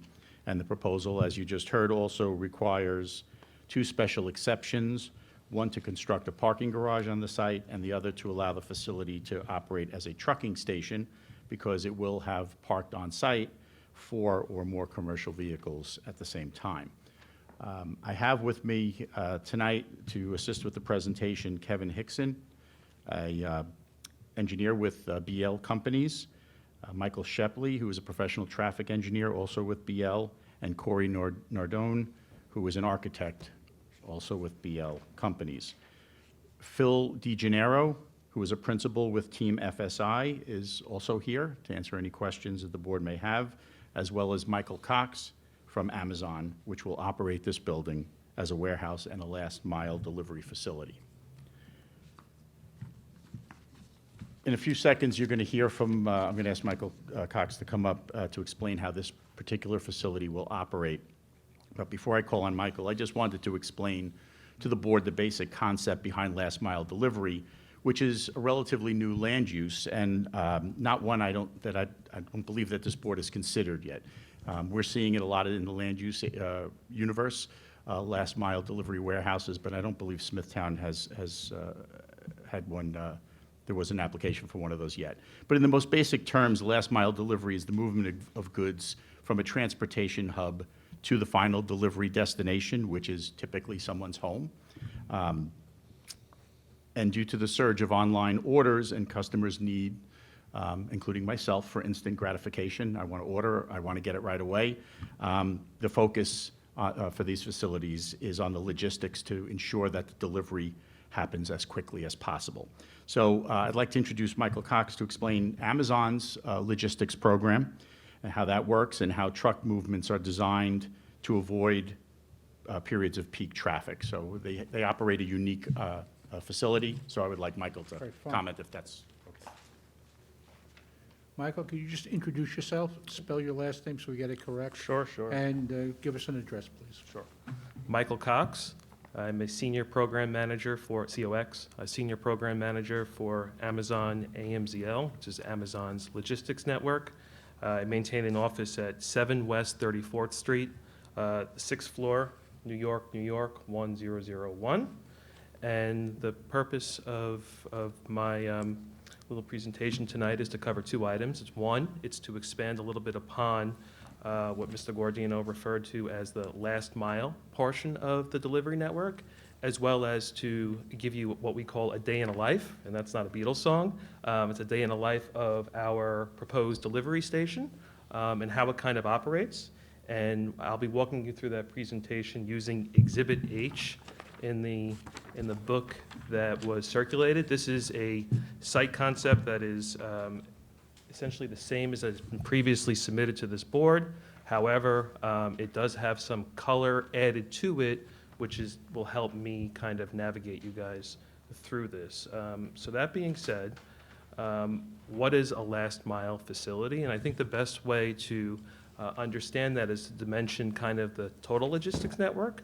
So when we talk about, how does a package get to a consumer or a business, particularly when you're ordering through Amazon, there's principally three parts that occur. We have what we call the first mile, and the first mile is basically the vendor or the person selling a product. So for example, this pen, right, goes from this pen, the vendor sells it to Amazon, or it gets there some other way. However, it winds up sitting in a fulfillment center. And the fulfillment centers are those big facilities that you often hear, 800,000 million square feet, where various products are picked, put into boxes, and then shipped out, right? So when we move from the first mile to the middle mile, which is kind of the area between a fulfillment center, those 800,000 to 1 million square feet facilities, to what we either call a sort center or a last mile facility, which is what we're proposing here on 49 Wildhorse Boulevard. We service these stations with line hauls, right? So what happens is, and I'll walk you through our site plan. So starting on Exhibit H, what I'm going to do is, starting from the 12 o'clock position, where you see the red, I'm going to move in a clockwise fashion from the red to the yellow to, I think that's magenta, to the blue, purple, and then to the green. And I'm going to tell you what happens all along those periods of time during there. So starting in the red area, now that we're at this last mile facility, so we have line hauls coming from either the fulfillment center or to the sort center, or the sort center to the last mile facility. These line hauls come in overnight, 10 a.m. to 6 a.m. generally, although we do have some line hauls that service the site during the day. What would happen is the line hauls come into that area into the red. The line hauls are unloaded by Amazon staff that's already there. And I'll tell you about the mechanics of what goes on a little bit on the inside of this. But ultimately, the package is going to traverse through the building through the south and ultimately end up in the green area. But before we get there, got to talk about the other pieces on the right side of this. So, like I said, the line hauls come in between 12 and 6 p.m. 10 p.m. and 6 a.m. generally. What happens is it's designed to basically cause most of our traffic not to occur during kind of the peak hours, right, the overnight hours. The first set of Amazon employees come in at about 1 a.m., and when they come into the site at 1 a.m., they park in the yellow area. And these Amazon employees, some are full-time, some are part-time, some are seasonal workers. What their task is at that wee early morning is to unload those line hauls and then prepare the packages that come in on those line hauls for ready to be dispersed out in those delivery vans that you often see. Sometimes they're called sprinters, E450s, things of that nature. Sprinters or E450s. Apologies. So once the employees start arriving at 1 o'clock, they're prepping for basically the morning deliveries, right? So in order for that to happen, we have to have van drivers, we call them delivery service partners, show up. So starting about 9 o'clock in the morning, our first van delivery drivers show up. And on this site, what they do is they either arrive in their personal vehicle or some type of public transportation or carpool, and they then park their personal vehicle either in the magenta area or the blue area, and then they pick up a van that's been waiting for them to take out for their deliveries for the day. And for this first group of van drivers that arrive at the site, they then move from the blue area and they stage in the green area, which we colloquially refer to as our launch pad. Now, this is where all of the prep work that went in from, call it 1 a.m. to 9 in the morning, from unloading those line hauls and preparing various routes to go out for delivery, kind of the magic kind of happens. So, starting at about 9 o'clock, like I said, the delivery vans come in, the drivers park their personal cars, take their vans, head into the green area. They start to load. That takes anywhere from 20 to 30 minutes for that to occur. While that's occurring, this next set of wave of delivery drivers comes in. Typically for this site, it'll be in waves of 20 drivers at a time. And what they do is, similar to the first wave, they come in, they park either in the blue or magenta area, and then they don't go to the green area because the green area still has vans that are pending the loadout, but they queue up in the blue/purple area on the bottom right-hand side of the site. And as the green area, those vans are loaded and ready to go out. They leave the site. The next wave of vans in the purple and blue area go in, fill into the green area, and then move on. That loadout period generally concludes around 11 a.m. And then after 11 a.m., the site is rather quiet, but occasionally, like I said, starting with the presentation, most of our line hauls come in overnight. However, some do trickle in during the day. And for those that do trickle in during the day, we still try to serve our customers by delivering those packages the same day. So starting around 4 o'clock, we have a program called Amazon Flex. And if you think of it, and the best way to explain the Amazon Flex program is, think of it as either Uber or Lyft for, instead of delivering people, you deliver packages. So people use their personal vehicle, they come to the site between the hours of 4 and 5 p.m. generally, and they grab some packages, and they go out and they deliver it through the network. It is a way for us to service our customers when line hauls either arrive late or people do last-minute late orders, and it's also a way for people to generate some additional income for themselves. The neat thing about the Amazon Flex program is once those vehicles leave the site, they don't come back to the site unless there's a package that was undeliverable or something along those lines. Unlike our delivery service partners who, when they leave the site, they leave, call it 10, 11 o'clock in the morning. They're out for 8 or 10 hours in the day, and they return to the site between 7 and 10 p.m., in which case the cycle kind of rinses and repeats. The van driver comes back in with their empty van. They then park it into one of the blue spaces, and they pick up their car that's also in the blue spaces. And then the line haul process starts again, and we rinse and repeat, and we operate 24/7. So that's the general, what we call a day in a life of Amazon, and a little bit of color in terms of what a last mile facility is and kind of how it fits into the larger overall network. With that being said, I know there's some others who would like to expand a little bit more on our site plan and some of the relief that we're asking. And Anthony, if you could? Thank you. Very helpful. So again, I think that, the point to take away from that is that, one of the points to take away from that is that, the logistics have been designed to ensure that the vans are not, dumping onto the roadway network at peak times. They're trying to work around that to ensure that they don't overburden the roadway network. So just let me do a little background, if I could, about the site. The site is 7.4 acres in size. It is in the industrial park, Hotpog Industrial Park, right in the heart of it on Wireless Boulevard. It's about 340 feet east of the intersection of Wireless and Moreland Drive. There is a building on the site now that is about 90,000 square feet. It's a 1- and 2-story warehouse building with ancillary office space and the loading dock and a parking lot for about 420 cars. The site is owned presently by a company called 49 Wireless H LLC, which is an affiliate of Tritech Real Estate, which is a local real estate company. The property is located in the industrial district. As was mentioned, it expressly permits, that district permits warehouses and office uses. There are offices and warehouses all throughout the industrial park, and there are also similar trucking stations throughout the industrial park.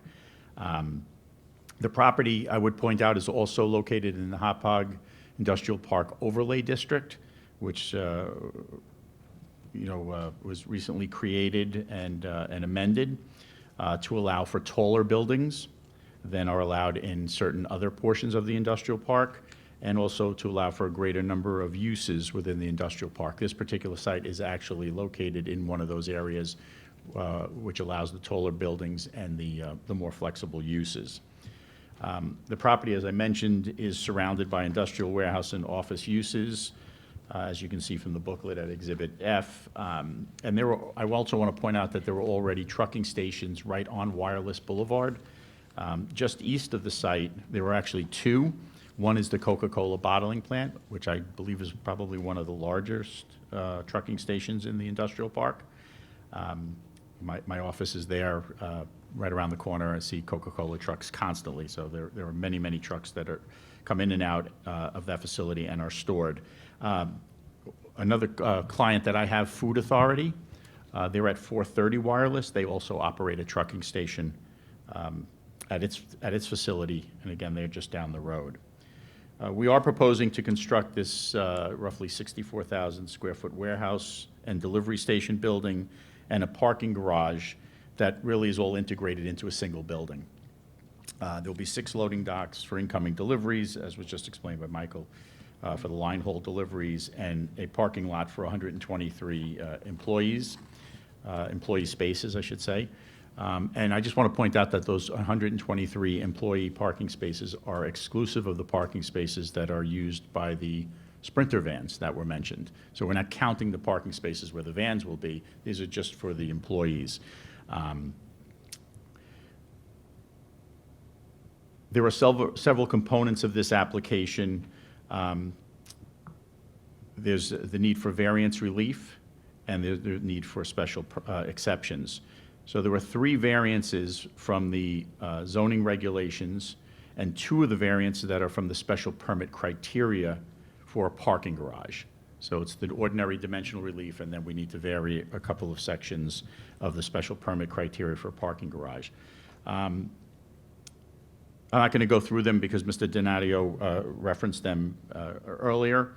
I just would want to point out, though, that with respect to building height, we do need this building height variance, which appears to be somewhat significant, from 35 to 50 feet. But I just want to point out, as I mentioned earlier, that in this portion of the industrial park, building could actually be 50 feet. The reason why we need the variance is because the code says a parking garage can't be 50 feet, but a building can be 50 feet. And this is all one integrated building. So the parking that was required for the site was calculated by the town based on 1 space for each 500 square feet of warehouse space, and that calculates out to the need for 128 spaces. And then there's a calculation for parking for trucking station, which the town calculated as 2 spaces for each van that is stored on the site. So 186 vans times 2/3 equals 123 spaces. So you have a total parking need, according to the town, of 251 spaces. I would point out, though, that the facility actually provides 309 spaces if you count both the employee spaces and the parking spaces for the vans. But they can't be counted. This van spaces can't be counted. The facility operates with 4 more trucks on the premises, so it is deemed to be a trucking station. That requires the special exception. The facility will operate with up to 186 Sprinter vans that will depart and return from the site, as I mentioned, in a way that avoids peak traffic hours. There will be the second level of parking deck that will cover approximately half of the site, including the warehouse building.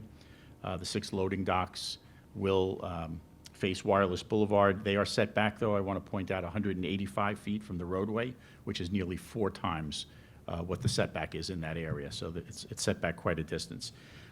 Kevin Hickson's going to explain in a minute that the loading dock will be adequately screened from view from Wireless Boulevard by a 50-foot wide landscape area that he'll describe. There will be a berm. It will be heavily planted with evergreens and deciduous trees. There'll be a decorative concrete wall. And then before I call on Kevin, I just want to point out that the planning advisory report that was issued by planning was provided to us yesterday. And the report, as you probably know, recommends approval of all of the requested variances and the special permits subject to certain conditions that relate to landscaping, screening, and lighting. So I just want to touch on those. With respect to the variances for the setback of the building, The Planning Advisory report recommends that the approval be conditioned on a revision of the design, materials, and finishes of the building and the parking garage during the site plan process. My client does not object to that condition. We are confident that we will be able to satisfy the planning department's concerns during the site plan process. With respect to the height variance, the advisory report notes that the buildings in the industrial park, as I mentioned, are allowed to go to 50 feet. But planning does have concerns about the visibility of the light poles that are located on the parking deck and recommends that they be reduced so that the poles are not visible and the light is not visible when they are on at night. Kevin's going to explain why the poles cannot be reduced in height, but I would simply point out that in order to make the parking structure safe, it has to be adequately lit. Shorter poles, I come across this all the time. Sometimes municipalities want shorter poles. Shorter poles means more poles in order to get the adequate amount of lighting, and that means more light heads. The 15-foot tall poles will be mostly shielded by the parapet because we were asked to lengthen or make the parapet taller, so we would hide not only the vehicles parked on the parking deck, but also a portion of the light poles. You will not see, I think one of the visuals up on the screen shows the light poles, but they're barely visible. So, particularly in the daytime. And the light heads are going to be shielded with, they're dark sky compliant so that they're not going to create any glare or spillage at night. But again, this is an industrial park. Most businesses are actually closed at night, so I don't know who would complain if even if someone could see the lights. And the lights are only going to be a small portion above the parapet, and to the extent that their lights are on, there's no one there to complain. It's not like we're next to residential uses at all. This is an industrial park. So either people are working or they're home.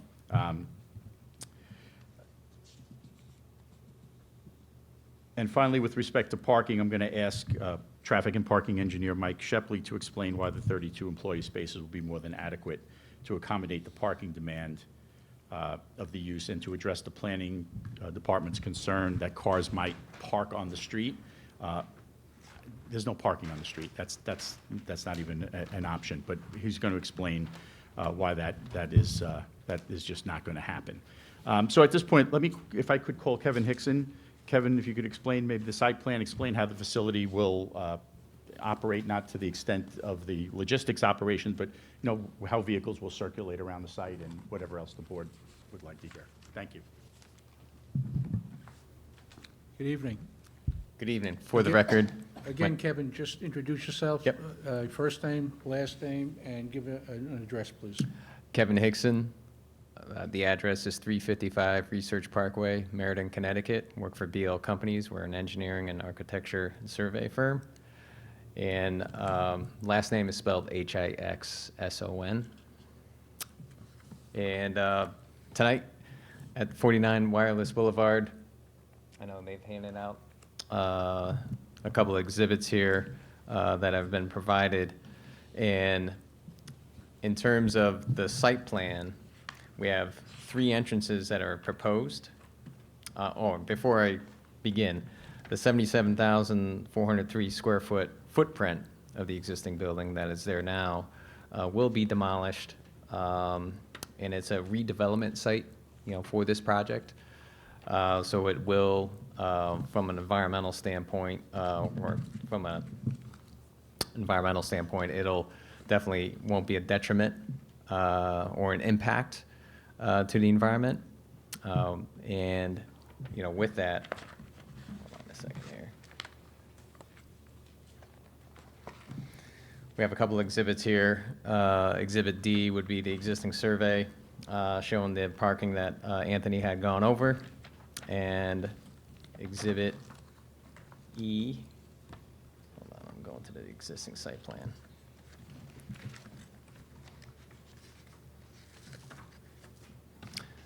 The existing site plan, as you can see up on the screen, we have 3 entrances that are on the frontage of Wireless Boulevard, the frontage being the north side of the subject property. The west side entrance, or page left, will be for the tractor trailers that would come in. There'll be 7, and Mike Shepley can speak to more of the logistics on traffic, but there are 7 deliveries that would come in per day, as Michael Cox had mentioned, from 10 p.m. to 6 a.m. So that's on the left-hand side, and it's also used as the van exit for when the vans get loaded up with the packages, and they would use that same entrance to exit out of the site. If you move over to the middle entrance, that's right there, and that's the associates that Michael had described as being in that yellow color. That is for the associates, and that is solely dedicated for the associates. And what Amazon strives for is safety on their sites, and so you want to separate the associates parking there from the van and operations and tractor trailers, and that's why you have, as I move over to the east side of the frontage, will be the van entrances to either park or ingress up on the parking deck, and so that we keep those operations separated, as again, it's a safety item for operations for Amazon. And so what happens is the vans would park up on the parking deck, the driver would come in, park his vehicle, get into the van, go down the ramp of the vehicle, and as Michael Cox had explained before, they would go into the loadout area, which is on the south side of the building, located right directly behind the building. There would be 20 vans that would all park up there, and then the package, the final product to go to their destination, would be loaded up into the van. Meanwhile, behind that stage would be the queuing vans, which would be 20 vans to wait until the wave of the vans that get loaded would exit, and they would exit out on that western entrance, and then the next wave would come in. And that's the process and the circulation of the site. So again, it's kind of keep the tractor trailers separated, as we have shown, keep the associates separated with the middle entrance, and then the eastern entrance would be the vans that would be dedicated for that use. We have also provided some screening, and I know that's one of the conditions in there, conditions number 1, to provide additional screening. So we will be providing a 6-foot high berm with a 4-foot high screening wall, decorative screening wall, that would hide the elements of the loading dock area, being now the loading dock area would be on the frontage of Wireless Boulevard, that we're adding those elements in addition to additional landscaping on that berm to provide that additional and enhance and soften the retaining wall and the screening elements, the hardscape, as I would call it. The entire enclosure of the loading dock area is surrounded by an 8-foot black vinyl coated with privacy slot fencing that would go around with the double swing gates. And then as you move from the middle entrance to the east, it's kind of another berm that is also provided along the frontage here. And you can see that in the darker areas proposed there. And again, additional landscaping, a proposed screening wall to again, screen the elements of the loading area, since the loading is on the frontage of the Wireless Boulevard. And so that's part of that operations and of this site that we've done. We would tie into the electric, the gas, the water, and obviously the sanitary system is an existing septic system that we would utilize temporarily as tying into, because we understand that there will be a public sewer main feeding on Wireless Boulevard, and we'll make that provisions for future connection at the right-of-way line, so there will be no disruption to the operations of this facility once it's in operation. We will be making that submittal to Suffolk County Health Department Services for that request. The septic system is adequately sized currently for this use, and we'll provide all that to the county for their review. And as far as the rest of the items there, we use the proper erosion control measures during construction. That'll all be detailed in our site plan and our site plan submission that we'll make to the board. So with that, I'm not sure if anybody has any other questions. I can turn it over to Mike Shepley, who can give some introduction and review to the traffic. And one point I will point out is about the lighting. Yeah. So the lighting on the parking deck, I know it was asked, it was a 6-foot-high parapet on the parking deck. There are 15-foot-high poles, and to try to put lighting in the parapet at 6 foot high is not going to adequately light the parking deck, and so that brings up the safety issue. We do want to have, minimum standards for lighting to make sure that there's a safety aspect for anybody parking on any of the employees parking on the parking deck, going to and from the 3 stair towers and elevators that are on the parking deck, that they can adequately and safely during the darker times of the day and night, that they can make that navigation safely. And so that's the reason why we have those poles at that 15-foot high, so that we can adequately light the parking deck.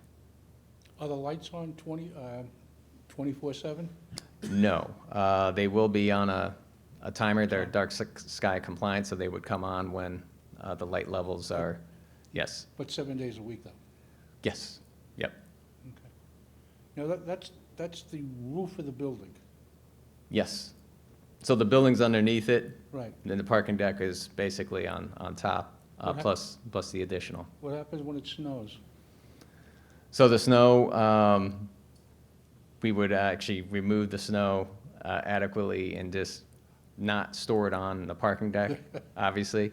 There would be operations with Amazon that would make sure that the snow is not inhibiting parking spaces, travel, safety for the Amazon employees. Okay. And with that, I can turn it over to Mike Shepley. Yeah, I guess we should call Mike.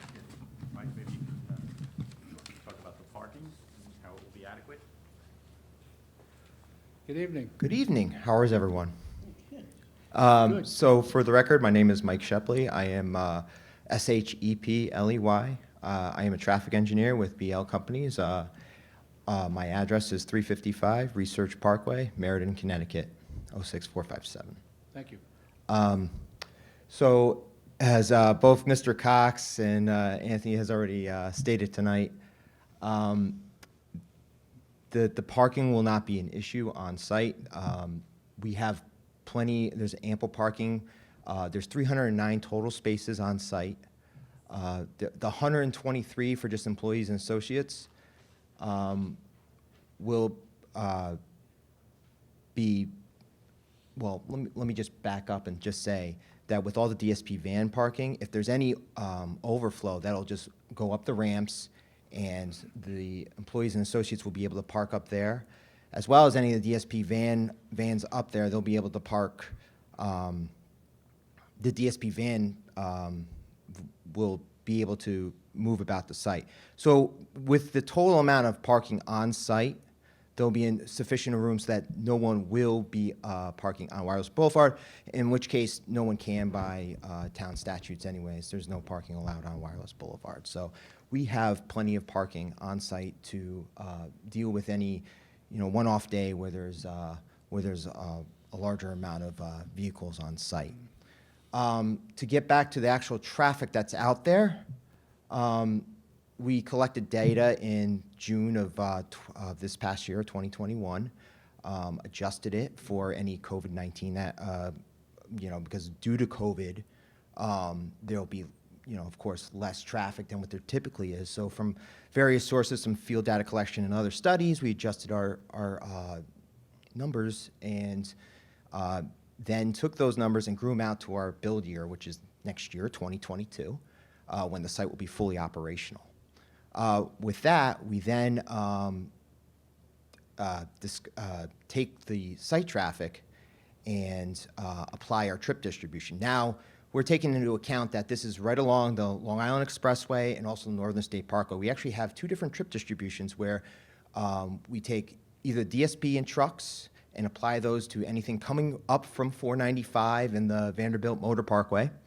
And we also take, and we tweaked it a little bit because, you know, people take the Northern State to get to and from the site. Some of the flex vehicles will probably take the Northern State since they're not technically commercial vehicles. So we have two separate trip distributions in our study to reflect the nuances in the actual traffic that's coming to and from the site. With that determined, we then apply those to our peak hours in the no-build scenario, which is what I call it, which is our grown out existing traffic. So in the AM, it's the 7 to 9 block in the morning, which is your typical time when everybody's going to work, which, as Michael has already stated, we try to avoid that as much as possible. If you actually look at our site, our traffic study, we only have one vehicle during that peak hour. Now, when you go to the midday, the 10 to 12 a.m. or 12 p.m., we only have, I believe, 40 vehicles during that time. Now, as Michael stated, we try to avoid the 7 to 9, so that's why during the midday we have the most, if you look in our study, of trips during that peak hour. Then when you go to the PM, we have fewer than the 40 trips. And when you apply those to our trip distribution and actually analyze all our data, we actually have very little impact to those peak hours, since all that traffic that Michael has already explained is outside those peak times. And just to reiterate on the parking situation, since we have 309 total spaces, and the employees, associates right out there, there is in our total during the course of a day, there's 70 trips from associates. We have 123 total spaces. So if you have 70 trips, and that's in the course of a day, you're going to have people coming to and from the site, so there shouldn't be an issue to accommodate that amount of employees during just even the peak hour. So, and with that, I'll turn it back over to Anthony. Great, thanks, Mike. Appreciate it. So I'll wrap up, but I do want to just go through the various factors now that you've heard all of the evidence. So, and I'm just going to do them by variance first, and then I'll do it by the special permit criteria, and I'll try to be quick. So as you know, and as it states here, right, there's the balancing test on the variance, for the variance application. Here, the applicant will benefit greatly from the construction and operation of the last mile delivery facility by providing faster and more reliable delivery service to its local customers, and there will not be any corresponding detriment to the health, safety, and welfare of the surrounding neighborhood, which, as I mentioned, and as we all know, is the industrial park. Not a residential area. The variances will not produce an adverse impact upon the surrounding neighborhood because the 123 parking spaces will be more than sufficient to meet the actual parking demand for the warehouse and delivery facility. The rear and side yard variances to reduce the setback from 50 feet to 41 feet will still allow for sufficient landscaping. The loading docks in the front yard will be set back nearly 4 times what the ordinary setback would be, and will be adequately landscaped, so they will not be visible from the roadway. The building height to allow the building to be 50 feet, or really to allow the parking garage, would not be needed, but for the fact that this is a parking garage, because 50 feet is allowed in this district. And again, the property is zoned LI Light Industrial and is surrounded on all sides by similar type uses. The second factor, whether the requested setback variances would be significant, I would say that the setback variances represent a modest 18% deviation from the rear yard and side yard setbacks. These are not significant. While the parking variance appears to be more significant on its face at just over 50%, the parking spaces provided will be more than adequate as we just heard, for the facility, which operates very differently than a typical warehouse use. The building height variance of 43% is also not significant because the town code actually allows for the 50-foot high building to be on the site. The third is there is no feasible method to develop the site with the proposed warehouse and last mile delivery facility, parking garage and trucking station, other than with the required variances.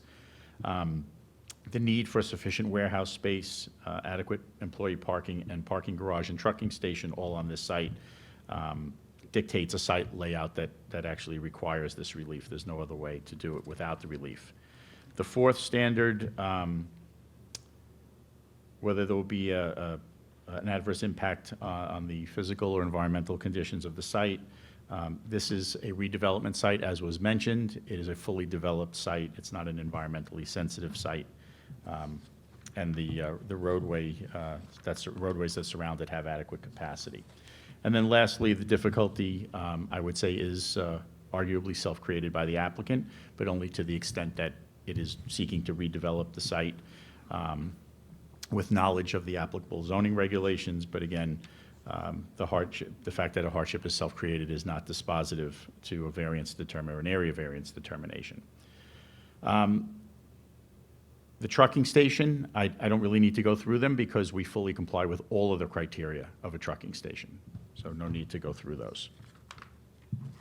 And then lastly, parking garage. The specific standards for a parking garage special exception are or will be satisfied as follows. The subject property is located on a site that exceeds the 5-acre minimum, and it has more than 300 feet of street frontage. The parking garage has a total floor area that does not exceed the total floor area that could be permitted if the land were developed without a parking garage. The proposed parking is located at least 100 feet from any residence district. There are no residence districts in this area.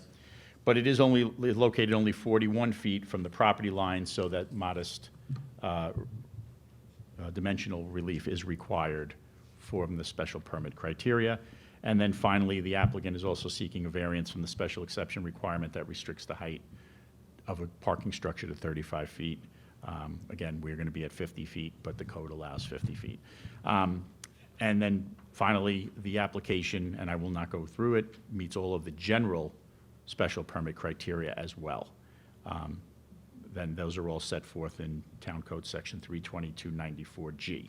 And there are many of them, but we comply with all of them. So I have nothing further. I don't know if the board has any questions of me or any of our team here. Thank you. Thank you. Anyone on the board have any questions on the application? I don't think so. No, thank you. No. Planning. As the board is aware, planning prepared a planning advisory report based on our review of the application.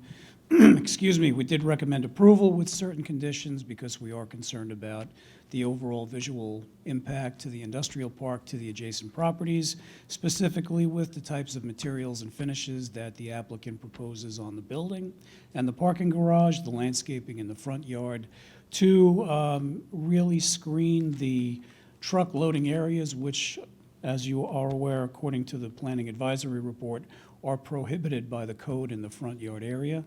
And we are concerned about enough on-site parking so that there isn't any off-site parking issues. I did want to ask Mr. Guardino one or two questions just to clarify a couple of things. The first item is, I believe it was Mr. Shepley had stated that there's a total of 70 trips per day. Is that 70 trips, 70 van trips, 70 trips per driver? That's 70 associates trips. So there's 140 total trips, but for vehicles entering the site, there's 70 trips. Okay, and how many of that is the vans that make the The vans deliveries? are a separate number. The vans are 55 trips. So for the total site is 206 for the day. And that's a combination of vans and associates' personal vehicles? Correct. And the Okay. trucks as well. So that also includes any of the line haul trucks, which is the tractor trailers coming in to deliver any packages. And there is a proposal to have 186 vans on site? That's in the parking count. That's correct. So it's a total of 186 vans Yes, for parking, for parking? yes. Okay. Correct. But they are not all being utilized at any given time? They're not all being used at one given time. It's giving you space between, for when the personal vehicles come in, and then the DSP vans are they're transferring over their personal vehicles and getting into the DSP vans. Okay. All righty. My other question involves the way that the vehicles are being parked on site. I don't know if it was Mr. Cox or yourself that was talking about employees being able to utilize the 123 spaces on the ground level parking area, in addition to being able to park on the parking deck where the van parking is located. Is that correct? I may have misspoken. They should only be staying in the employee associates area. That's correct, great. I just, I think it was mentioned, because I was alluding to the fact that we kind of have like parking to back up the parking, because planning was concerned about maybe the 123 spaces would not be adequate and cars would spill out. The point being that we have that room. It's not planned to be used that way. Right. But if something happened a one-off day where it was exceptionally busy and you needed to park, that car would not go out onto the street. It would actually could go up on the deck if Right. need be. That was the only point of that, not that that's going to happen regularly. Okay. It didn't make it into the PAR, but generally speaking, when we review like a trucking station, so we're calling this a trucking station, a distribution center, we kind of incorporate the idea that the actual drivers of the vehicles that are being stored on the trucking station site can park their vehicles in the stalls where the vehicles they're driving are located. So if you have 186 spaces on the roof for the vans that will intermittently be leaving the site based on how many people are coming in and driving at any given time, you have those spaces as unofficial parking spaces. So that's why I asked. Yeah, and that's how we get to the 309. Even though it looks like we need a significant variance, we actually provide more parking spaces, a good number of them that we can't count. Right. That's Okay. That's all I have. Thank you. Is there anyone in the audience like to be heard on this application? Can I have a motion to close the application, please? So moved. Second. Motion's been made to close the application. It's been seconded. All in favor? Aye. Motion carried. Thank you very much. Nice to see you all. Thank you. Good night now. And that concludes our meeting for tonight.